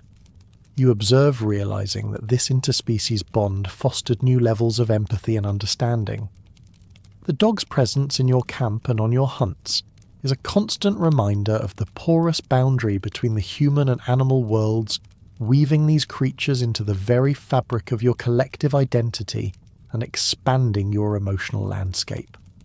while formal scandal, as understood in later more stratified societies, with strict moral codes might not apply in your fluid Paleolithic world actions that endangered the group's trust, its resources or its internal harmony would have carried immense social weight. Imagine an individual consistently being lazy during hunts or hoarding food when others are hungry, or repeatedly disregarding warnings about dangerous areas. Such behaviours would lead to a gradual erosion of trust, a deep sense of disapproval from the entire band. This could potentially lead to ostracism, a dire threat to an individual's existence. In a world where lone survival is nearly impossible, being cast out from your kin is tantamount to a death sentence embodying the deep fear of disconnection from the communal fabric. The emotional burden of such disapproval of being outside the protective circle of your kin would be immense, a silent but potent form of social control far more powerful than any written law. As this deeply embedded social and cultural world reveals its intricate patterns, you realise it existed within a broader framework where the mechanisms of collective decision-making and survival differed profoundly from later concepts of power and control.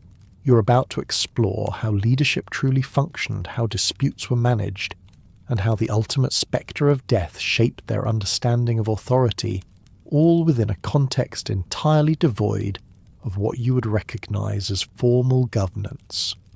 It's a journey from the intimate bonds of kinship to the larger subtle forces that shape their entire worldview, showing how a world without kings still had its own profound forms of order and influence. Let's turn to the unyielding power hierarchy in practice, or more accurately, its remarkable absence as you understand it. In the Paleolithic era, formal power hierarchies, as they would be established in later state-based societies, simply did not exist. There was no emperor with absolute rule, no shogun demanding fealty, no daimyo wielding inherited authority over vast territories. This was a world before kings, before clocks, before gods, as the saying goes, fundamentally defined by a lack of top-down centralized control. The power dynamics you encounter are horizontal fluid and based on merit and consensus, rather than vertical structures of command and obedience. The absence of such fixed power structures is in itself a defining characteristic of this ancient way of life, reflecting a deep-seated egalitarianism born of necessity. Leadership, you quickly learn, is situational and earned, not inherited. It flows to those who demonstrate exceptional skill, wisdom, or charisma in a particular context. If you possess exceptional hunting prowess, a proven track record of bringing down game, your voice will carry significant influence when planning a challenging hunt. If you have deep encyclopedic knowledge of edible plants and their seasons, your guidance will be sought and respected during foraging expeditions. If you're an elder renowned for your calm judgment and extensive memory of past crises, your counsel will be paramount in times of decision. These are not permanent institutionalized roles with titles and privileges. Decisions are often collective reached through careful discussion and consensus, always grounded in what is perceived as the shared benefit for the mobile band. Respect is earned through demonstrated ability and contribution, not through birthright or an imposed decree. Cooperation, as you've observed, is the primary organizing principle, the very core of social organization. Survival was not about conquest, but cooperation. You realize internalizing a profound truth about this ancient world. This implies a fundamentally horizontal power dynamic, where mutual reliance and shared responsibility are paramount for the group's continuity and well-being. There's no one powerful individual coercing others into labour. Instead, there's a collective understanding that everyone's efforts are needed for the common good. This shared purpose inherently distributes influence and authority, preventing the concentration of power in a single individual or a small elite. Your strength comes from your unity, from the intricate dance of collaboration, not from the subjugation of one group by another. Essential knowledge for survival, whether it's the intricate art of tracking the precise identification of life-sustaining plants, or the skilled craftsmanship of tool-making, is always shared and taught freely within the group rather than being hoarded as a tool for control or dominance. There's no incentive to keep secrets that could benefit the entire band. On the contrary, the survival of the collective depends on the effective transmission of this knowledge from one generation to the next and from expert to novice. Paleolithic life depended on teaching, not hoarding. You understand recognizing a profound difference from later societies, where knowledge often becomes a source of power and exclusion. The elders are not just repositories of information. They're enthusiastic teachers passing on their wisdom patiently and continuously, ensuring that the group's collective intelligence remains robust and adaptable. The ultimate authority in your Paleolithic world is the collective need and survival of the band itself. There are no kings, no judges, no written laws to appeal to. Instead, individual actions are constantly weighed against the collective good, and decisions are made based on what will best ensure the survival and well-being of everyone. Communal consensus and collective will are the closest approximation to governance you will find. If a decision needs to be made, whether to move camp to target a specific hunting ground or to deal with an internal dispute, it will be discussed, debated, and ultimately resolved through a process of collective deliberation, where everyone has a voice, and the common good is the guiding principle. This form of governance is organic, responsive, and deeply democratic, rooted in the shared experience of daily life. Consider the monumental construction of Göbekli Tepe, a site dating back 12,000 years, even older than the shift to agriculture. This incredible feat demonstrates large-scale communal labour and coordination for ceremonial purposes. Massive, intricately carved stone pillars weighing many tons were erected and positioned with astonishing precision. Yet there is no evidence of a centralised ruling class, no signs of a formal state, or a powerful elite that could have coerced such labour. This suggests that collective action, even on such an immense scale, was driven by shared meaning, by spiritual imagination, and by a powerful sense of community, rather than by overt power or forced servitude. It hints at a world where collaboration was its own reward, fueled by belief and a common vision.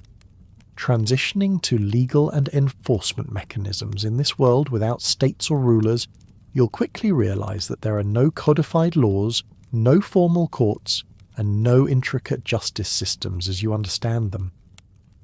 Disputes within the band are likely resolved through social pressure, informal mediation, by respected elders or collective agreement. The emphasis is on restoring harmony, on repairing the social fabric, rather than on punitive measures or strict legal adherence. A small group simply cannot afford prolonged internal conflict. It undermines the very cooperation that ensures survival. So gentle persuasion, communal disapproval, or the quiet wisdom of an elder would be the primary tools for maintaining order, far more subtle and intimate than any legal code. Your Paleolithic band operates with an implicit collective responsibility for each other's well-being and actions. There's no room for individualistic notions of personal accountability divorced from the group. The survival of the group literally depends on each member adhering to unwritten social norms, sharing resources, contributing labour, respecting boundaries. This implicit understanding creates a powerful social contract where every individual understands their role and the impact of their actions on the collective. It's a responsibility felt deeply, a silent agreement woven into the fabric of daily interaction, ensuring that the needs of the many are always considered. The concept of individual rights, as understood in modern contexts with their emphasis on personal autonomy and legal protections, simply did not exist in your Paleolithic world. The well-being and continuity of the group were paramount, always taking precedence over individual desires or entitlements. Individual actions were evaluated primarily on their impact on the collective. Did they strengthen the group, contribute to its survival, or threaten its harmony? This isn't to say individuality was suppressed, but rather that it was expressed and understood within the context of communal responsibility. You are free to pursue your own path, yes, but always with the implicit understanding that your choices must ultimately serve the greater good of your kin. The most severe form of punishment or social control in your world would have been ostracism or exile from the band. In a context where lone survival was almost impossible, where you depended on the collective for food protection and companionship, this was tantamount to a death sentence. To be cast out was to be stripped of your identity, your support system, and your very means of living. It embodied the deep primal fear of disconnection from kin, a burden so heavy it could break the spirit. This social sanction, unspoken, yet profoundly understood, served as a powerful deterrent against behaviours that threatened the band's cohesion, or survival, far more effective than any physical punishment could be. The fear of being alone, of being truly isolated in the vast wilderness, was a potent enforcer of social norms. Let's now consider the shadow of death and honour, how mortality itself and the rituals surrounding it served as a form of societal control and meaning. Death in your Paleolithic world was not merely a physical event, it was deeply interwoven with ritual and profound meaning. Burial practices often involving the symbolic use of red ochre again, that potent pigment of life and blood, the careful inclusion of grave goods and immense care for the deceased, suggested a belief in transformation rather than mere termination. Fire-like death changed matter without destroying it. You reflect understanding that the essence, the spirit, the memory of the individual continue to exist simply in another form. These rituals transformed individual loss into a communal act of remembrance, reinforcing the group's shared beliefs and its collective identity. The ritualistic engagement with human remains provides a stark and intriguing glimpse into your ancestors' cognitive complexity in processing mortality. The deliberate shaping of human skulls into cups, or the etching of zigzag patterns on bones found at Guff's Cave suggest profound ritual practices tied to ancestor veneration, to the expression of grief or to the perpetuation of memory. This was a story told in bone. You realize a physical manifestation of deep spiritual beliefs and a unique way of engaging with the dead, perhaps to absorb their strength or honor their wisdom. It challenges any simplistic view of early humans as solely focused on immediate survival, revealing a rich inner world, grappling with the most profound questions of existence and meaning. Göbekli Tepe, that ancient monumental site, serves as a powerful testament to this communal engagement with meaning and mortality. Its massive pillars, intricately carved with powerful animals and intriguing headless human figures, represented a large-scale collective effort to address questions of meaning, memory, and death. It acted as a shrine for people on the move, a focal point for spiritual activity for nomadic bands. The prevalence of headless figures in particular suggests a ritual relationship with mortality, perhaps symbolizing a journey of the soul, a sacrifice or a veneration of ancestors whose heads were preserved separately. It's a place where the community grappled with the mysteries of life and death on a grand, awe-inspiring scale, reflecting a profound spiritual imagination. The intentional, methodical burial of Göbekli Tepe itself suggests a profound ritual closure. Layer by layer, stone by stone, the entire monumental complex was deliberately covered with earth.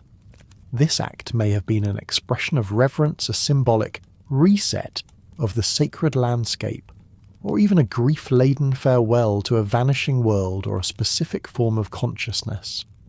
They buried it, layer by layer, stone by stone, as if trying to seal something inside or protect something from being forgotten. You ponder, recognizing the immense effort and symbolic weight of such an action. It speaks to a deep connection to their sacred spaces and a profound sense of ritual responsibility for their spiritual legacy, a deliberate act of memory and letting go. Communal acceptance of fate, especially concerning death and loss, was deeply embedded in your Paleolithic worldview. Your ancestors held a cyclical view of time and life, seeing existence as an endless rhythm of birth, growth, death, and renewal, much like the seasons themselves. This perspective, coupled with the unwavering strength of communal support, likely fostered a collective approach to facing death. It wasn't about fighting against the inevitable. It was about accepting it as a natural part of the cycle. Shared mourning transformed individual loss into group memory and continuity, reinforcing the idea that while individuals pass the group, and the larger flow of life endures. There was a quiet dignity in this acceptance, a resilience born from understanding your place within the grand, unchanging patterns of existence. Social cohesion was profoundly strengthened through shared grief. The emotional repair that took place around the communal fire, where grief could be openly spoken, sung and collectively processed, ensured that the memory of the dead, their names, their laughter, their distinctive gestures, was lovingly woven into the group's ongoing rhythm and narrative. Loss was never a solitary burden. It was a shared experience that reaffirmed the bonds of kinship and reinforced collective identity. By remembering the departed together, their stories lived on, becoming part of the shared history and wisdom of the band. This act of communal remembrance transformed sorrow into a powerful force for unity, reminding everyone of the preciousness of life and the strength found in mutual support. Now we approach aspects of later human history that simply find no place in your Paleolithic world, starkly highlighting its unique structure. The concept of seeds of discontent and peasant rebellion. Iki is entirely rooted in stratified settled agricultural societies. Such societies, with their fixed hierarchies, land ownership, and systems of taxation and surplus extraction, create the conditions for widespread discontent and organised dissent among the oppressed. Think of the feudal systems where peasants toil under the rule of lords, and the concept of Iki, a form of peasant uprising in feudal Japan, becomes relevant. This is a framework that requires a settled population, clear social classes, and an oppressive power structure to rebel against. Therefore, the idea of formal rebellion, of an organised uprising by a lower class against a ruling elite, is completely irrelevant to mobile Paleolithic hunter-gatherer bands. The fundamental conditions for such widespread organised dissent simply did not exist, because, well, there were no peasants and no lords to rebel against. Your nomadic egalitarian context, with its fluid leadership and communal sharing of resources, inherently precluded the emergence of such class-based conflicts. Any disagreements or grievances would have been resolved through the internal informal mechanisms of the band, rather than escalating into large-scale violent rebellion. It is a striking reminder of how different your world is from the structured, often conflict-ridden societies that would follow. Similarly, the concept of the Ronin discarded warriors has absolutely no applicability here. The idea of a Ronin, a masterless samurai in feudal Japan, a warrior cast adrift from their lord and code of honour, is specific to highly stratified feudal societies, with rigid warrior classes, strict codes of honour, and deeply ingrained patronage systems. It relies on the existence of a lord to serve a formal military structure and a social status defined by one's allegiance. In the egalitarian fluid social structures of Paleolithic hunter-gatherer bands, there are no samurai, no lords, and no formal warrior classes to be discarded. Every skilled individual contributes directly to the group's survival in a practical, tangible way, and finds their place within the communal fabric based on their abilities and contributions. A skilled hunter isn't a warrior in the sense of a dedicated military caste. They are a vital provider. If an individual, for whatever reason, were to become disconnected from their group, it would not be a matter of honour or formal status, but a desperate struggle for survival in isolation, a direct consequence of the lack of communal support.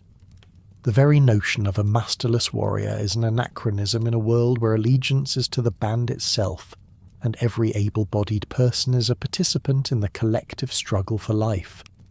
The Paleolithic world therefore offers a profound counter-narrative to many of the societal structures and conflicts that would later emerge. It existed for hundreds of thousands of years, a testament to its inherent stability and resilience, built not on power over others but on cooperation, profound ecological knowledge and deep communal bonds. This understanding allows you to appreciate the ingenious simplicity and adaptability of early human societies, unfettered by the complexities of statehood hierarchy and formalized conflict. It's a mirror reflecting a different way of being human, one that prioritized collective survival and interconnectedness above all else. This quiet dignity of a life lived in direct dialogue with nature, guided by ancient rhythms, whispers a forgotten truth about human potential. Now, as the long journey through the Paleolithic draws to a close, let your mind gently drift back from this ancient world. This journey through the late Paleolithic around 10,000 BCE reveals a way of life that, while physically demanding and fraught with natural dangers, was imbued with a profound sense of purpose and connection. It was a world where human existence was not defined by grand structures or written laws, but by an intimate rhythmic dialogue with nature. You've seen how small mobile bands navigated challenging environmental realities through profound communal ingenuity and an intelligence deeply attuned to their surroundings. Daily life was a meticulously choreographed dance of survival, deeply interwoven with cultural meaning and a profound sense of interconnectedness, painting a vivid picture of existence. From the temporary shelters that breathed with the wind to the wild buffet that nourished their bodies to the intricate social dances around the fire, every aspect of life reinforced the essential truth: you were never truly alone. The lack of rigid social hierarchies, the emphasis on cooperation, and the constant movement with the seasons highlight a fundamental difference from the world you know. Leadership was earned, knowledge was shared, and the collective good always took precedence. Threats were universal: the relentless fury of nature, the shadow of famine and disease, but so too were the communal responses, the warmth and protection of fire, the shared responsibility for the vulnerable, and the deep reliance on collective memory. Communication was a nuanced tapestry of whispers and gestures, storytelling a vital survival strategy, and art a profound expression of inner life and spiritual connection. Love, family, and clan identity were deeply communal, rooted in constant proximity, and an unbreakable bond forged in shared survival. This was a world where every individual was inextricably linked to the group, where belonging was synonymous with existence itself. The ideas of formal rebellion or discarded warriors concepts that would define later more stratified societies simply held no relevance here. Your Paleolithic ancestors lived in a fluid, adaptable equilibrium, a testament to a social contract built on mutual respect and shared necessity.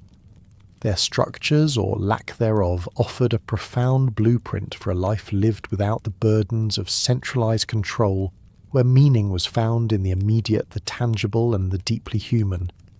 It was a time before the advent of cities and the rigid structures of power, a continuous dance of adaptation, community, and meaning rooted in an intimate relationship with the land and a profound shared sense of belonging. This way of being human still echoes within us today, a quiet whisper in our modern souls, reminding us of the enduring power of connection and the wisdom of living in harmony with the world. As the last echoes of the Paleolithic fade, allow your thoughts to gently unfurl from these ancient landscapes. Imagine the cool, quiet darkness of that ancient night, the faint scent of wood smoke still lingering in the air, and the comforting rhythmic breathing of your imagined kin nestled close. Now let those images soften, becoming less distinct, like mist dissolving with the morning sun. You can almost feel the gentle weight of that hide blanket, the earthy coolness beneath you. But that sensation is slowly transforming, blending into the familiar comfort of your own bed, your own sheets, your own quiet room. The distant howls of ancient predators are replaced by the soft hum of your modern home. The The gentle rustle of leaves outside your window, perhaps the steady rhythm of your own breath. The weight of communal survival, the constant vigilance, the intricate dance with nature, let it all dissipate like shadows at dawn. You're safe now in your own time, unburdened by the immediate demands of the wild. Take a deep, calming breath and feel the stillness settle around you. The past has receded, leaving only a quiet sense of wonder and the profound comfort of your present moment. Drift now with that tranquility into a deep and peaceful sleep.